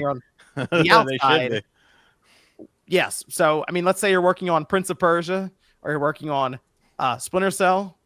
You might be looking at this like, hold on a minute. You better be working on that motherfucking resume is what you need to be working on if you're working on them games. You better hope those games hit. Because, I mean, look, if one of those games, like if Prince of Persia hits Sands Time Remake and like it does really well, they could look at that as a way to start the franchise back up, I guess, for that 3D action adventure style. Or Splinter Cell, of course. That's one that's been dormant for a while and it really shouldn't be. But the Rayman team now, they're working on a new Rayman game. Oh, I don't know about that. That's going to be... That seems like rocky development times there. Although Ubisoft put out a following memo just reassuring them that they're going to be okay. So whenever we hear about these kind of changes and stuff, I mean, as sad as layoffs tend to follow pretty quickly. So that's something that would be unfortunate, but I wouldn't be shocked if I saw that pop up as a press release beginning of next year after the deal closes. Especially if they send that email. That email would make me more nervous. Everything's fine. Yeah. Don't worry. Yeah, no, fuck you. The thing that's weird about Ubisoft is the amount of projects they have in development right now. You kind of feel like they wouldn't be in a position to fire a lot of developers, but I don't know. These companies surprise me all the time. So like they have so many Assassin's Creed games apparently in development right now. It's ridiculous. They said at one point they had 10 of them in development. Jump in on that. What they'll do possibly, and I really hope that's not the case with these layoffs, because you stated there's so many projects. Why would they fire people? It would be firing, full-time employees and hiring them back as contractors, which is shitty. It's a shitty practice in general. But that's something that could be on the horizon, unfortunately. Yeah, Zero Dawn. Zero Dawn. That's unfortunate, and just what you're right, Celia. A lot of the companies will try to figure out little ways that they can save on payroll and stuff. So, I mean, you see what they did here to try to figure their way out of this the situation where they have a ton of debt and stuff. Okay, we'll make another company. We'll sell IPs to it, and then we'll accept the $1.2 billion whatever from Tencent and just work the numbers out so we don't lose ownership. Like, there's always these little ways of doing this. So, yeah. It is interesting and pretty cool how they did finagle that to try to, keep control of their company while doing that subsidiary. It is a way to keep the Ubisoft name without it completely going underwater if Tencent pulls like the rug on certain things. Because like with acquisitions in general, maybe I'm just jumping ahead with this, but you get your golden handcuffs for like a year at most, and then that's when the redundancies start to happen. Right. So it could be a way to buy more time in general for the company as well. So I don't know. We'll see. I hope they succeed, though. I hope the Rayman game sells 1 billion copies. I love Rayman too. I kind of see it as like a that was actually the team that just did Prince of Persia: Lost Crown. They got moved to Rayman, so Lost Crown is a very good game. The situation for me with Tencent looking at this, they're buying low. I mean, it's 80% down from like their high. So there's like, we'll put some money here and see what happens with Ubisoft, who's been a long-standing partner with them for a while. They already own 10% of Ubisoft as a whole before this, so That's what we did buy low. Along with that, though, we did have more details on, I think, the Assassin's Creed game. Every time people talk about Assassin's Creed, this is their favorite one. Always this one. Black Flag. Black Flag. Yes. Okay. So the remake had some movement in the PlayStation backend. Seems like someone's been playing around with the announced tab for Black Flag. And along with that, MP First had some new details. It is built on that upgraded Anvil engine. So if anyone here has played Shadows, okay, looks great. Now go, okay, but Black Flag. So I think visually speaking, it's gonna look pretty impressive there. So more on the visual upgrade overall for this. Upgraded gameplay mechanics, combat ecosystems around with wildlife, and could launch as early as November 2025, or they could push to 2026, just because Shadows got delayed into the first quarter, technically, of this calendar year, which that wouldn't shock me if we just saw a Black Flag remake come out, say, in February or March of next year. So the nice thing there is it should be an Assassin's Creed game that most people are excited for. That's day one for me. There you go. That's review copy for me. Early access. Day 2, just so it's not. No, you got the plug. I forgot to hit you up about the plug. I need the plug for that shit. Oh yeah, I got you. That's a fanboy review right there. Don't come expecting no criticisms from me. I'm gonna be like, yes, this game is great. Look at it. It'll. I mean, that game should look awesome in this engine. Shadows. I think most people played it, whether they liked it or not. They're like, yeah, it's a good looking game. So, I assume we'll see a similar upgrade with Black Flag. So, look for that. Okay, let's talk about the Switch 2. Just a obligatory disclaimer for Celia. This is Celia from inside her room there, not Celia from the company or anything. This is just her opinion, her thoughts, her fun predictions. This is 3 E's. Yeah, okay, this is 3 E Celia, different Celia on the work thing. Yeah, no, I have zero visibility into this, so this is just. Yes. Well, I mean, this is outside of the fact that you told me that you have your dev kit in that room, but outside of that, yeah, zero visibility whatsoever. So she is she's not here on behalf of her company leaking stuff or anything. It's just Celia having fun with predictions and opinions and stuff. Thanks, guys. Yeah, there you go. Okay. Good stuff. So the original presentation was 2017, of course. They did announce a lot of stuff there. It was like ARMS, 1-2 Switch, Splatoon 2, Mario Odyssey, FIFA, of course, Mario Kart Deluxe, Xenoblade Chronicles 2, Shin Megami Tensei 5, Octopath Traveler, Skyrim, on and on and on. So they did have a lot of stuff that they showed there. But now going into this week, 8 years after the Switch originally came out, we don't need to know as much about the hybrid concept. So do we want to start with the potential for the system itself, any kind of fun features or anything that get packed in, or do we want to go to the games? So hardware or games first? It's your show. Yeah, it's your show, John. Why don't you pick? Okay, we're going to the UI. All right. It was a trick question. None of those. None of those. Zero themes. Do you think they're going to change the overall look of it? Like, is it going to look radically different from the current Switch, you think, when they fire it up and they show you the screen? I wouldn't say radically different. No. You think it'll still be the same kind of grid base with like a line of games right there, and that's mostly it? I think it'll look similar, like from Wii to Wii U. See, my thing with that is if you make it look too similar, it doesn't feel as much of a generational jump. Like I look at the PS4 versus the PS5, looks way different going from one to the other. But you also have familiarity, and I feel Yeah. like this is a familiarity part. Celia, what do you think about the UI? How do you think that's gonna look? I don't know. It just feels like whatever Nintendo decides to do, I think it will be a great decision. My cat's meowing at the door right now, so I need to go get him. Hold on. I'll be back. The 3-hour AFK. Just gonna sit there and wait for the topic to finish up. I need to grab a drink. I'll be right back. Okay, that's fine. That's fine. I've thought about that a bit. The familiarity versus the like completely different. I'll say shock people, but actually make it feel like a next gen jump.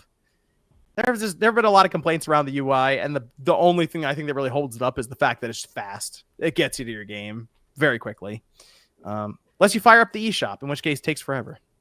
So that's the upgrade I want to see here. OJ is I want to see the eShop integrated with the OS, so it's not a separate app. It's just part. You just scroll to the left, and the eShop's there. I agree. I think it's about time that they get that done. I don't know how it is from the back end or how that works, but however they can, hopefully they've been taking the time to do that. Because that'd be my thing too. I'm not a big eShop person though. I'll be honest.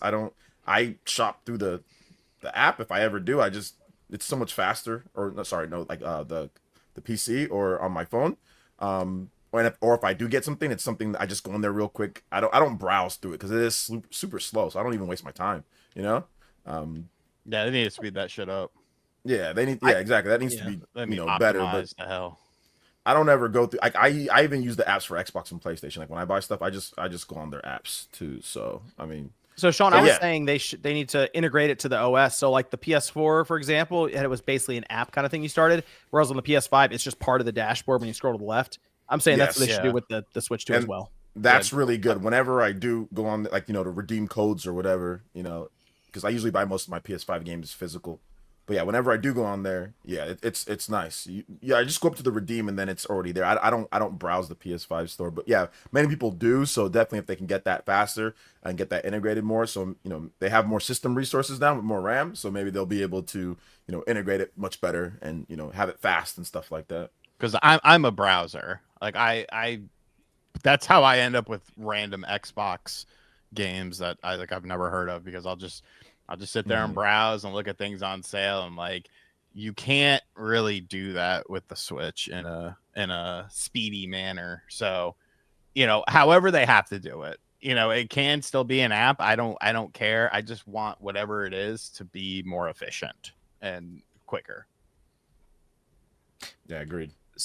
So you don't think they're gonna so for this part, somebody asked, hey, are they gonna show us like comparisons, graphics, something like that? We don't think they're gonna mention anything. Like they're not even gonna say NVIDIA ever. They're not gonna say DLSS ever. None of that. No. It'll just the proof will be with the software. Will there be a marketing term similar to HD Rumble, where it's advanced haptic feedback, but we're gonna call it HD Rumble? For the like, mouse? Is there a feature you think they'll dress up for the HD mouse? Rumble 2? No, they'll do something. I'm sure the mouse functionality will have some fuckery name attached to MouseCon. it. Yeah, MouseCon. Something weird. I still thought maybe the screen itself, if they do a high refresh rate screen, I could see them playing around with a name for that. Yeah, for sure. like marketing. So I think they'll have some weird Nintendo like thing to call something. They'll have their spin on it, and then people will explain it. They'll Apple it up, yeah. Yeah. It's magic. That's what it is. Games. All right. I mean, really, there's one game. What's the launch title? What's the launch title? Dogs. I thought Ken you were Dogs. gone. Oh, I didn't think of that. Now we're talking about Nintendo first party games. Les Celia's in the room. I gotta go with the it's a game that people have been asking for. It's a game that people have been demanding, and it seems like they've kind of forgotten about it, but I feel like this is the time to debut it, and that is Rusty's Real Deal Baseball 2. Like, quit fucking around with me. Finally. Get to what the people want. And it's Rusty's Real Deal Baseball 2. Fuck, my spell just died. God damn, that was a level 75, motherfucker. Oh my god, I'm falling. I think from we're gonna I have Odyssey too. What's that? What's I that, think we're Celia? gonna. Oh, sorry, am I not picking up? I think we're gonna get Odyssey 2. I really want Odyssey 2. New 3D like- Mario game. and like, it's bread and butter. I also want a Forgotten Lands 2. Kirby game. For Kirby. I love that game. I 100%ed that shit. It was so good, and I want more. I love 3D Kirby. So they are definitely working on a new Kirby game because I don't know if you saw the news, but they went on like a super hiring spree.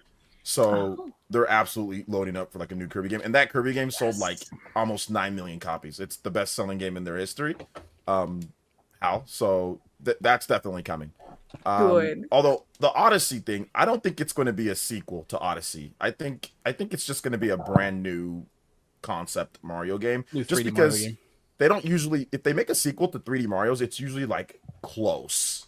Like if it's like, Galaxy 1, Galaxy 2, Super Mario 3D Land, Super Mario 3D World, they don't usually wait super long and then make a sequel. So I think it's going to just be like a brand new Mario game. That's just, my opinion. So normally I would 100% agree with that, OJ. It's just since the branding of the Switch is the Switch 2, and since that that branding is already in that succession, I feel like they could do okay, because like the 2 name.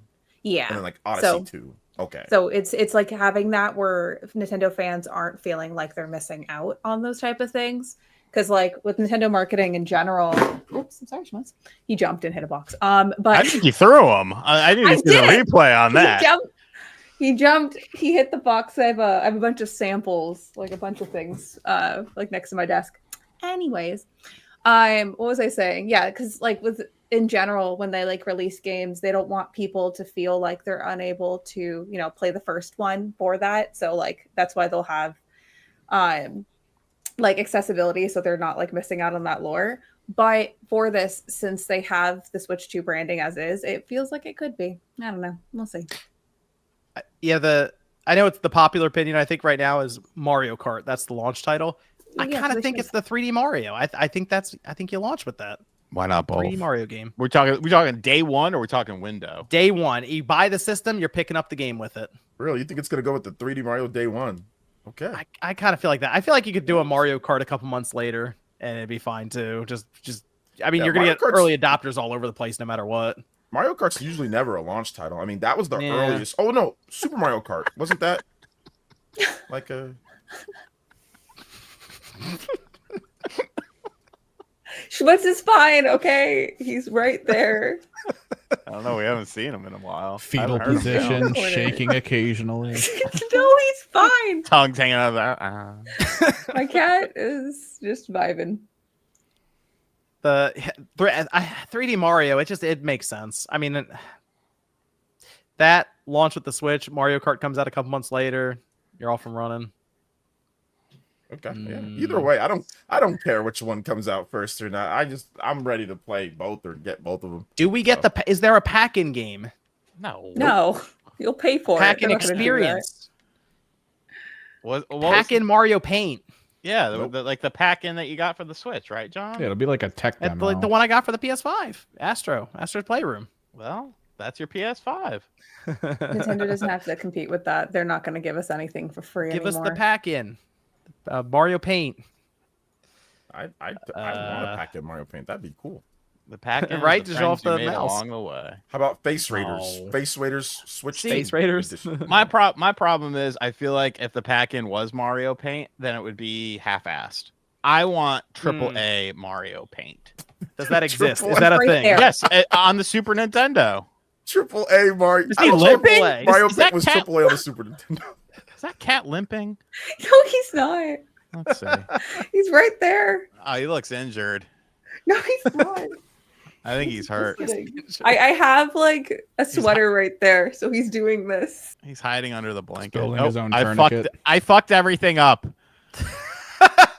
What did There you we go. say? Sorry. I don't know. I took her off a solo layout because Oh man. I don't know if we could Right. show the cat, convulsing on the stream. Well, how many is there a Zelda game here? We just had Echoes of Wisdom. Yes, there will be a Zelda game. I don't know Okay. if it's going to be a brand new Zelda game, but there will be a Zelda game. Looks like a It- plushie. It's already been brought up. This is where you do Ocarina of Time remake right here. This Bro, if you do that, just shut it down. That'd be fucking. John, say what you thought they were gonna do. Like I didn't get a chance to check out your previews video, but you had a very what's wrong interesting with idea. Ocarina of Time remake? That'd be it right there. That'd be the move. No, the other thing that you Wait, said for what? in your preview, John. The Smash Bros. Reggie, reboot. give us. Oh, the Mother 3. Yeah, dude, HD 2D remake for Mother 3 by Square Enix. That would shut down the memes would Square be Enix. worth it alone. I wouldn't care. I would want that. The memes would be worth it. It would be crazy. Oh yeah, bring in Square Enix. Let them do it. I had down new Kirby game as well, but you already mentioned that. New Kirby game, absolutely. I wouldn't be shocked if they just show it here because they showed Kirby. Was that the original? Was that in 2017 when they showed that? Kirby? That was 2018. Yes. 2018. Okay. Star yeah. Allies. Star Allies was 2018. Yep. I wouldn't be shocked if they showed a new Kirby game. I think they Although showed it Planet in Robot's supposed 2017, to be a though. thing eventually. Eventually, that's supposed to happen. And Final Fantasy VII Remake Rebirth for third-party stuff from Square. That seems pretty obvious. Do you think Rebirth most and likely. remake at the same time? I'm thinking You know, remake that's and a then good next point. year Rebirth. yeah, maybe they don't show them both at the same time. Maybe they just show Remake. Yeah, you might be right on that. But like, I feel like they get things started here. Like, oh, Square is on board with the actual like big Final Fantasy games, not just Pocket Edition. You Yeah, think? they'll show up with the real ones. I think there's going to be some Resident Evil there. Maybe. Oh, Maybe 4. Capcom.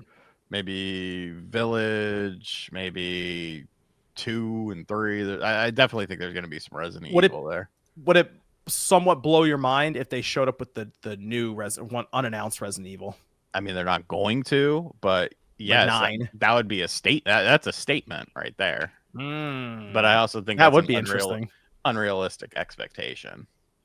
Okay. Resident Okay. Evil. There's going to be a lot of Resident Evil on a Switch too. Oh yeah, I'm sure they'll move like 2 remake, 3, like all that stuff will make the jump. Absolutely, Capcom will go crazy with that. And you got those sweet comparison videos. Here's how it looks on the Switch too. And you get all the There's gonna be views. numbers. Bro, I'm already making a list of things I'm gonna buy with all this fuck money. I have I did put down Madden, Sean, just for you. I'm Madden's coming over. I mean, it's about time. But yeah, I mean, I think we all understand that, even though it's garbage. Although I Yeah, might it'll buy be it there. this year. They'll probably Might buy show it it this too. year. Shout out College to football. Russell College Wilson. football. The new college football game. I That think just that'd hit. be- That hit Game Pass today. Oh, that's cool. Oh yeah. Yeah. That's I actually never- like a good, somewhat good football game from EA. So Yeah, I played very briefly today just to see it. I had Call of Duty Warzone immediate, like almost right away if they can do it by launch. It's obviously free to play, game dropping in there, and then just the future COD games. They just Phil Spencer stands up there and is like, "Yes, we're gonna support it from now on because we Wait, Phil technically Spencer's signed there? on." You think I mean, Phil Spencer's gonna be? I think Xbox is gonna have a couple of games there. I feel like Phil Spencer will be there. I think he'll be. Well, in the he'll be there show. in person, or he'll be He'll there be in on the video. presentation. Oh yeah, bring him in. Oh, wow. Okay. Bring in Phil. I What wouldn't do you be- think they announce here, Sean? What do you think it is? I think there's a good chance of the Forza Horizon. That would be interesting to have Forza there. I for the Switch mean, too. you're doing it on this. You're releasing it on the 17th on PlayStation. Well, they're doing Indiana Jones on the 17th. They're doing Forza 2 weeks later on like the 29th. But you're right. They're doing 2 big releases in like 2 weeks Well, on the PlayStation. So why wouldn't they also just start moving to the Switch as soon as they can? yeah, might as well. And I think I think games like Forza Horizon and even by extension Indiana Jones would sell pretty decently on the Switch too, because I mean, Nintendo's not making a game like that, Yeah, no, like a simulation racing game like that. Absolutely. Yeah. It's done well on PlayStation. That and Indie, those are both like number 1 and 2 on the PlayStation pre-order charts right now. Pikmin's Comet Rare Replay. I would love to buy that on the Switch too. I'm surprised that never came to the Switch 1. Isn't there some Same. issue with that game? I think there was. What? I think honestly one of the big issues with it is the size of the game. It's a big game, like in terms of file size. Yeah, but I mean, you could compress that, John. Yeah. Like these games are gonna okay, because now you're opening up a whole nother discussion here, because if these games aren't somewhat compressed, the third party games, and your physical versions of them are going to be fucking pointless. What are they doing for that? Is the 32 gigabyte cartridge going to be utilized? Have they figured out the pricing of that? Probably has to be. And even then, is that going to be enough? Like, think of the file size of Resident Evil 2, 3, 4. That's true. Every larger, game, you're going to have to do some compression. You're going to have to do this, that, or the other. You got to make it work, or else the physical version is going to be pointless. And while the companies themselves might not really care about that, I think Nintendo would care about that. Yes. If a vast majority of third-party games that are physical are not, playable without having to down. Well, I did everything. Are not, playable without downloading a sizable portion of the game. Yeah, people hate that. I mean, that was on Switch a lot, where you have to, if it's like only on like an 8 gigabyte cart. Some of them were like on a 4 gigabyte cart. Like you got to download the whole thing. So you would see situations where they could have used, okay, the 32 gig cartridge. I get it, whatever.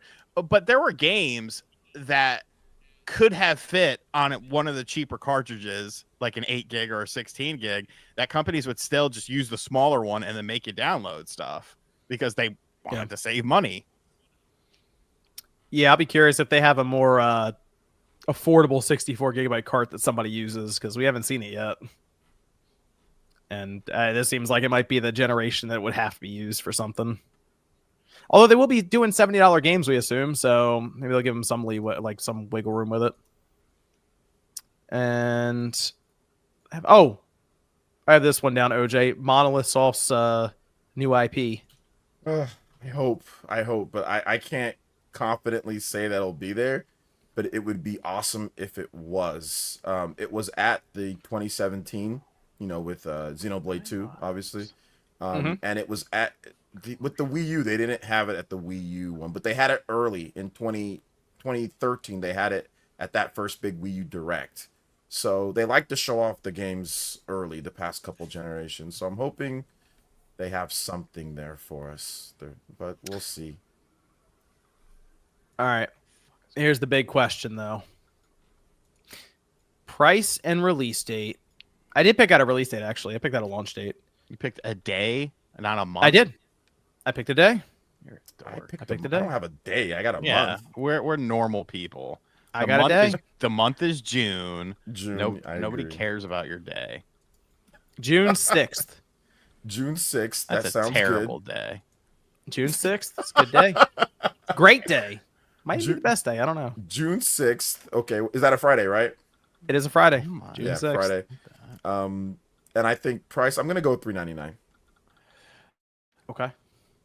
I'm hopeful for $3.99. I think if you get it at $3.99, you are in very. Oh wait, isn't that what I just did?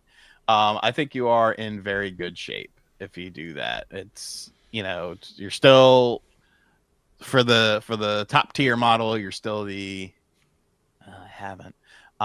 You're still the top dog in terms of price point, but it's still.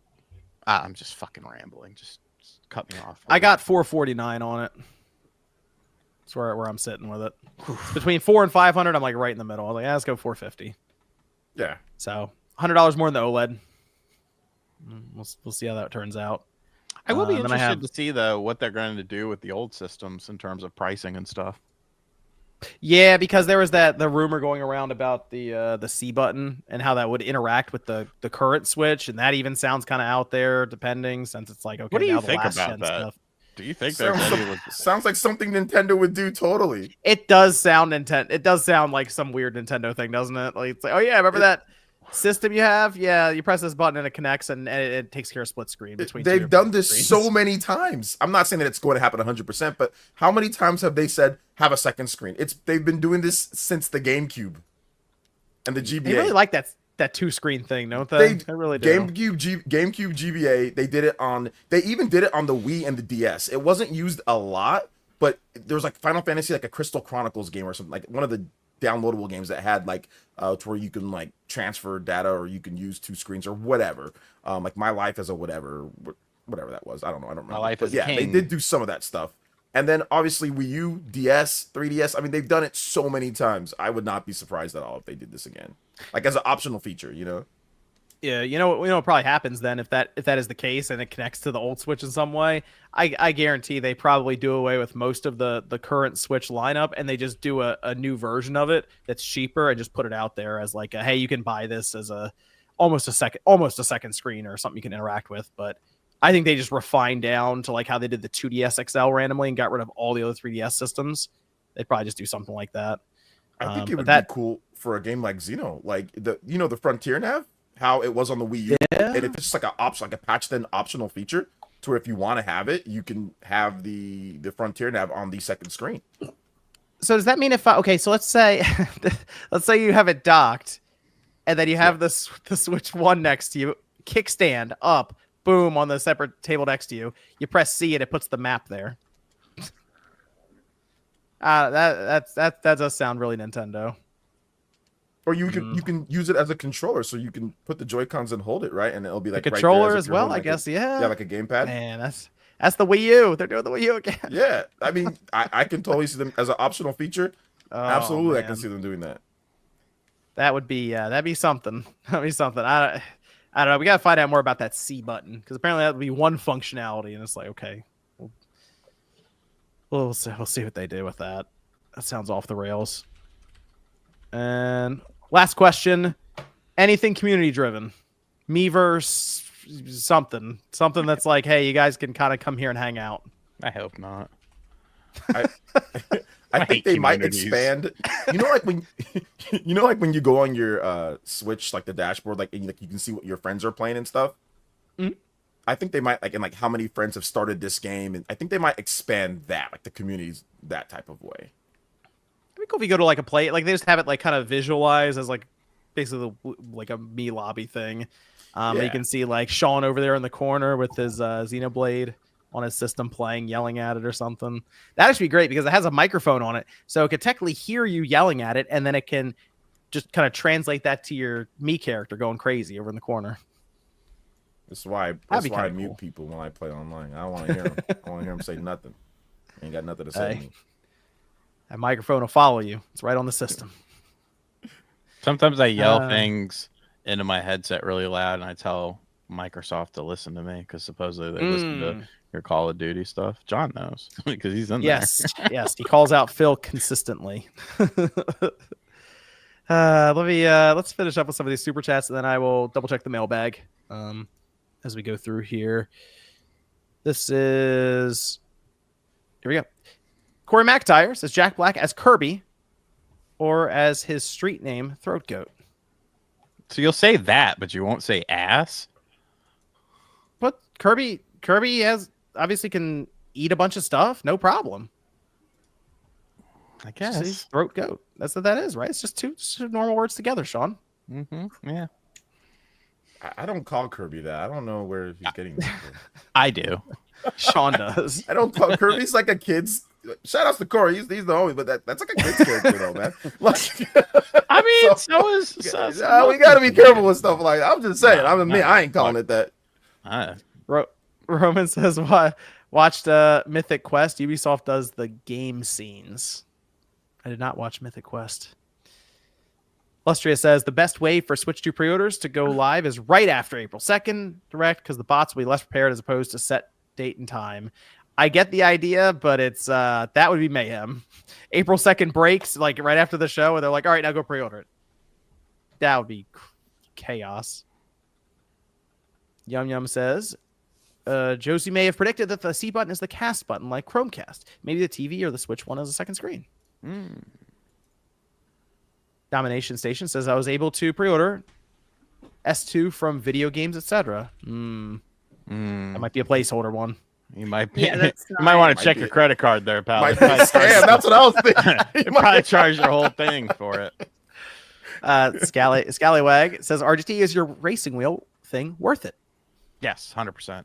I mean, you could go more expensive, but for a budget build, which I think all in was $350-ish, it's a great experience. Mecha Omar says, looking forward to hooking up 4 OG Switches to a Switch 2 for the Four Swords Adventures remake. I like the energy. I just talked about that today in a video. I talked about how they could do something with Four Swords and that. You gotta think big. Koopa Slayer says, open world Mushroom Kingdom and rideable Yoshi. Hey. I go fully open world with Mario then. Oh, God. Spyro Jones says, Nate the Hate said it will be Super Mario Sunshine 2. He would never say a thing like that because he hates that game. Later Storm says, Tom Holland or Chris Pratt as Link in the movie. How do you feel about Tom Holland, Sean? I don't know who that is. It's a Spider-Man. I feel like Tom No, that's Holland... Tobey Maguire. Well, both of them are Spider-Man. Fun fact. Dude, so old. No, Tobey Maguire is my default Spider-Man too. We're like all in the same age bracket, guys. Yeah. But yeah, Tom Holland, I feel like he plays off really like, quirky. And I don't know if that would hit right for Link. I don't know. And I'm disregarding the Chris Pratt comment. Robot Chicken says, please Nintendo give me the Hero of Time collection, Ocarina and Majora remade. Collection? No, I would love that. $70 a piece, little man. No, they've done a collection before where they had like all of them together. It was cool. It was on the GameCube. Deported Sicilian Gamer says, do you feel threatened now that Nintendo is releasing its own news? Have you considered stream goals such as wearing a vest or gunner glasses? No, because I mean, the thing about news is just news. Like, I don't think people necessarily like watch me for like actual information. It's more so what I think about the information. So I'm not worried about that. Super Christian Me World says, the Nintendo YouTuber just say F__K money. Family show, bro. Family show. OJ did say that.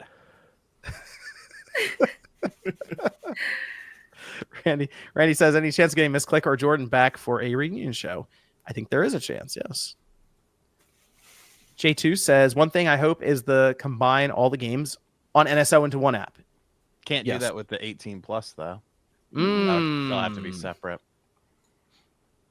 Callan Shaw says Nintendo should sell one SKU for $400 and another for $450 that you get 3 days earlier. Market trends and all. Oh gosh, I hope. Bro, I'm trying to fucking buy the fell off the back of the box joint for $700-800. Once again, if you have those sorts of connections, feel free to DM me on Twitter when the time is right. You didn't see the person that was telling people that he's got to switch to like early? There you go, Sean. No, I did. In there. Yeah. I know. I those emails. You I did. Those did. emails, bro? I made a video on it. Oh, okay, I missed that. Yeah, no. 3K? Okay, pal.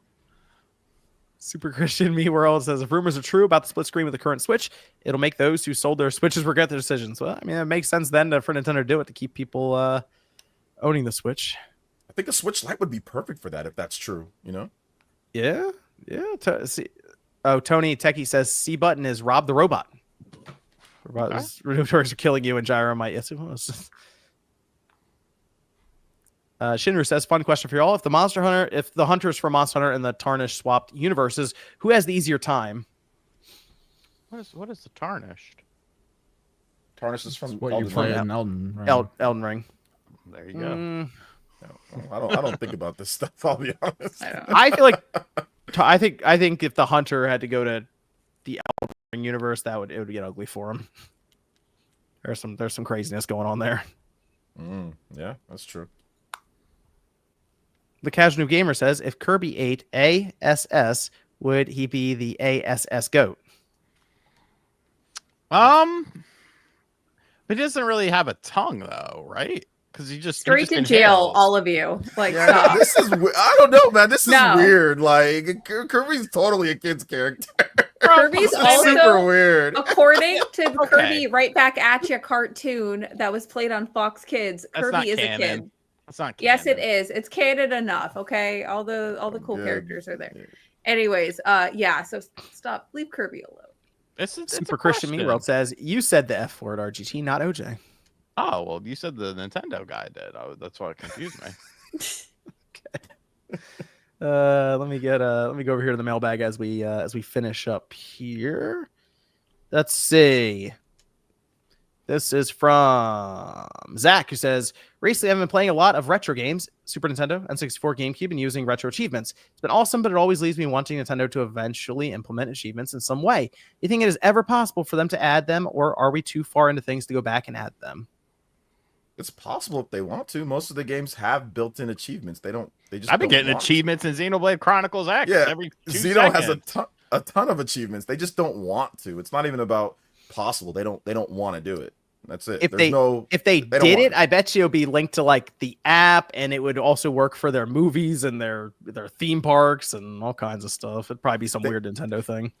Yeah, I think they talked about it at once, but yeah, it's just really they just don't want to do it. They don't feel like they need to. Like if a game has achievements, there'll be in-game achievements, like Astral Chain has them, or like whatever. There'll be like a checklist of stuff, and you do it there. That's it. Like achievements and trophies are cool, but really the only thing is like, oh, I can just show this off because like they do nothing, you know. Like they've not evolved a single step since 2005. So I think maybe that's the reason why, you know. DC Fat Cat says your room looks so bright, Sean. I have the headlight on. Oh, there you go, DC Fat Cat. Zoop says Steam Deck is successful with sub-million quarterly unit sales. Is it possible Xbox wants to do the same? Well, I think Steam Deck isn't necessarily in the same ballpark as really any other system around it, other than the other PC handhelds. But Valve just kind of makes stupid money and does what they want. Is it successful, or is it just something Valve can absorb because they make so much money? I don't think they care. That one. Yeah, they don't care if it, like that's the people's, and I hear this online so much, and I'm not saying that Steam Deck isn't doing okay or not, but Valve doesn't give us anything. They don't give us any sales numbers. They don't give us any profit off of it or not. They don't say anything. It's just people online saying that it is, but they've never said a single thing. So I'm just hesitant to say that it's some type of huge success when Valve has not said that themselves, and they've literally provided nothing on the sales numbers or what the profit is or how much they're making off of each unit or not. You know, it's just something that people online talk about. But benefits of being a private company. Yeah, I mean, they don't say anything. So I'm not saying that it's not 100%, but like they legitimately have not said a single thing, whether it's a success or not. Outside of, I think they said one little thing like, oh, we've sold millions. I think that's the only thing they've even said about it.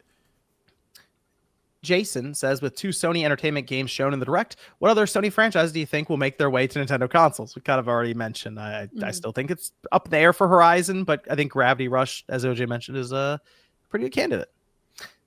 Medallion says, how many GameCubes ducked together is the Switch 2 in terms of power? Oh, somebody did this on Twitter. It'd be a lot.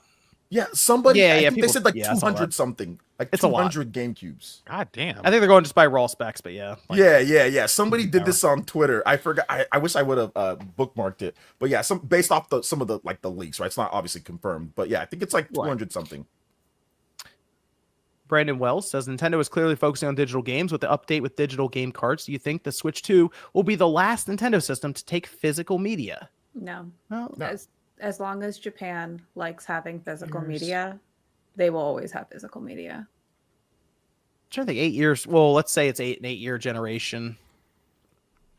I mean, who knows what world will look like in 2033? Shit will probably be blown up. Let's be real. No, it's like literally for like Japanese brands in general though. Like they really, really like having physical media, like with CDs and with games and movies and everything. So as long as that's trendy there, then we will have physical media. Based on what Furukawa said, it seems like Nintendo sells a ton of physical games just also worldwide. So people like their special editions. They always do really well. So it's a way to make money. Like I get what people are saying with like digital, you can, you make more money because like there's no physical, but in my opinion, you might actually make a bit less because there's some people that might double dip. There's some people that just won't buy if it's not physical, So to me, you should have both. That's the best way to make the most money is to offer both options, in my opinion, at least. And you can see the game sales. Nintendo sells tons of games, way more in terms of first party than Microsoft and Sony for the most part. So to me, having both is a better option and you'll sell more. Game Bro asked, do you think Nintendo will finally bring back transparent console colors with the Switch 2? I want that I want that so badly. Give us the atomic purple. I Atomic love purple. that color. Take that. Oh, or at least like the indigo blue. Like if we're gonna go solid plastic, like They already showed you what color it's gonna be.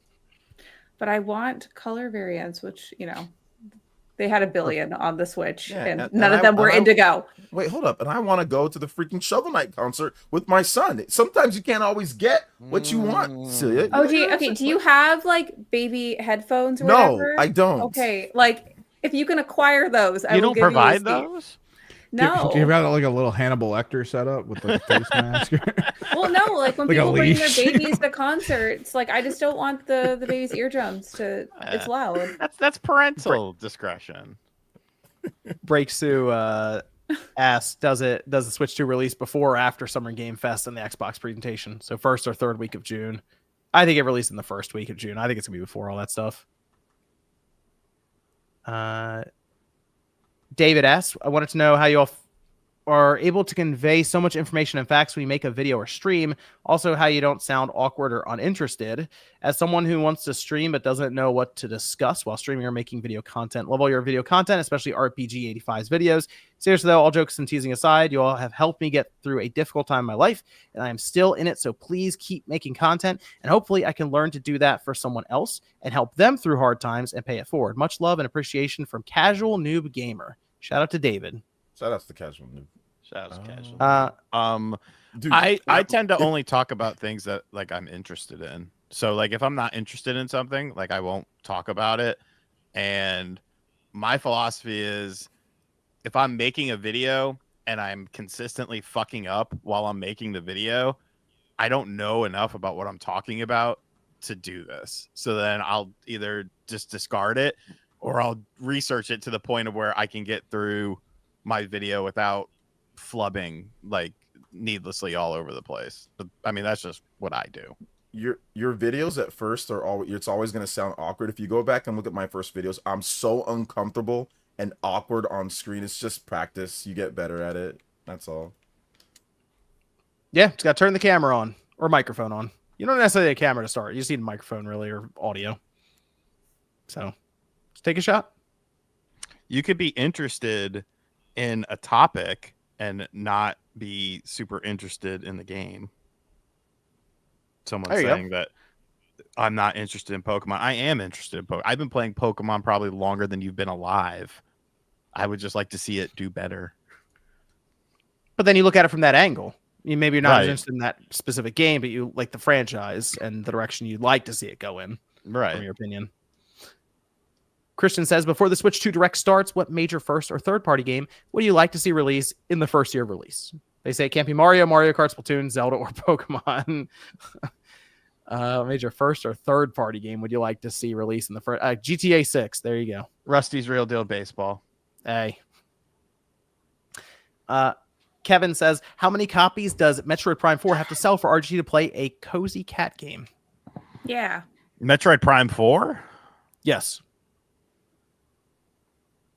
Is there a specific Switch 2 SKU for it?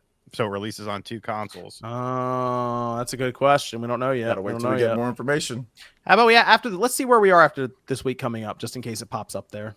Then we can reconvene on that. Yeah. Solitech says, what does the panel think Nintendo Switch 2 will cost with and or without a dock? They're saying $450 with. I didn't even consider that. What they try to sell it without the dock. I don't know if they'll do that. They did that in Japan, but they didn't do that here. I remember that. So yeah. So I don't know if they'll even do that over here. Joe McKenna says if the Switch 1 can actually can act like a PS Portal for the Switch 2, do you think Switch Lite sales will spike for the same price as a Portal? OJ mentioned that. It might. That might be the move there. That might be the perfect move, the perfect system for that. It gets people to hold on to their Switch 1 as well, not trade it in, I guess. I don't know. Could be that. There's some more to it. Or maybe people buy a Switch 1, like a Switch Lite just specifically so they can take advantage of that feature. I think it would work well with RPGs, obviously. Anything with the map, big open world games, that always works well. Like Wind Waker is awesome on the Wii U. So, yeah, maybe. I see a couple super chats popped up, but I'm going to start going around here as we finish up. Celia, where can everyone find you? You can find me on Game and Talk. I have a podcast with Sean and Josie and Nate. So that'll be fun. Besides that, you can find me on Twitter. I'm Celia B with 3 E's. 3. You guys are going to be, I just realized you guys would be live the night of that event, the Nintendo event. Yes, sir. Yeah. The Switch 2. Wow. Okay. Yeah, there you go, guys. Check them out on Game & Talk that night after all the craziness happens. They'll try to make some sense of it there. It'll be really fun. Good timing. Check it. Yeah, I know, right? It's like we planned it that way. But yeah, it'll be great. So on that, and then lastly, work stuff at Yacht Club Games. The Shovel Knight concert is tomorrow. Oh my gosh! So if you're local in LA, it's at the Fonda. It should be a really cool time. For more information, shovelknightconcert.com. Vegeta says, "Hey, all, can't wait for the Switch 2 Direct. Sadly, I will be working, so won't be able to watch it live. Hoping I can get my pre-order in, though. Do you guys think getting a pre-order will be tough? I got a PS5 Series X pre-order, but that was quite the task. Also, RGT, I know Analog delayed the 3D orders, but I'm at a point now where until it shows up, I don't believe it's even real. Have a nice weekend, everybody." Hey. I'd recommend going to the physical store if you can to get your pre-order in. That's just my recommendation. Sean, where can everyone find you, sir? You can find me on RGT85. I have an interesting video going up about the virtual card situation and some of the theories surrounding it and possibly clarifying some of those things. So go check that out. And what about OJ? Yeah, you can find me right here on YouTube, Player Essence. Got some cool videos dropping on Xenoblade. Did a bunch of videos on that. Got some RPG stuff coming up. Claire Obscure Expedition 33. That's coming up in April as well. That game looks awesome. So I'm going to be covering that game. And yeah, and I do live streams pretty much daily. So if you're into RPGs and Nintendo, I cover all of that. And I do the Spawncast pre-show as well. So if you want to hang out pre-show as well beforehand, you can do that too. So thanks for having me on. I appreciate it. And I will be doing a big review of Xenoblade Chronicles X as well. I'm probably going to put like 200 hours into this game. So when I'm done, I'll have a big review for you guys too. New Trader says, can't wait to hear the Switch 2 booty clap again on April 2nd. Hey. Thanks, Me Trader. This is from Gingerbread. What says, when you hurt Zelda, I take it personal, brother. Hey, she could be all right. I was going to say we could have Miss Elizabeth, but R.I.P. Miss Elizabeth. Joseph Soda says 7.5 minute direct, price, date, and Mario Kart 10 full reveal. To release SKU, Mario Kart bundle, Switch 2 console only, Nintendo online commercial. I hope it's not 7.5 minutes. Like this game, 7.5. You think? No, it's got to be like an hour he's at least, joking. right? I think I like this game. 40-ish. Okay, like 40, 45 minutes. Okay. Super Christian Me World says H2 remake of Chrono Trigger or Mother 3. Pick one. I feel like I'd have to go Chrono Trigger just to I'm see tired of Mother people. Chrono Trigger is the better pick. Perfect Image says, why Game Freak make a Yu-Gi-Oh or a studio for Switch 2? Or studio for Switch 2. Yu-Gi-Oh. I mean, there'll be a Yu-Gi-Oh game on the Switch 2. I mean, they just did a Yu-Gi-Oh game. The Yu-Gi-Oh collection from Konami. Thanks, T-Joe. Do you know Pac-Man was originally Puck-Man? Yeah, but I've been working on to find you. So, why did it have to change it, John? Well, I saw Scott Pilgrim vs. the World. I know why. Yeah, it was Paku Paku or whatever. It was easy to change. Yeah. Yeah. You can find me. Yeah. You can find me on YouTube, socials, Kemmerix Project, anything tabletop. I just dropped a video about a big convention and all the reveals that dropped for at least a few of the companies there. So you can check that out. It's not doing super well, but it isn't my usual video. So Rob's Harvey says, John, I want to see your live reaction to the Switch 2 Direct. I don't know if I'm streaming that. I'm going to leave that up to OJ and the streaming crew. I don't know. Yeah. Maybe just their reaction afterwards. Also, verse is not verse. What's that? Bit early for you? No. I'll be up and everything. I haven't done live stream reactions to much of these events anymore. Usually I do the filming and stuff afterwards and just post something. I don't know. Maybe this will be an exception. It is like a new generation reveal.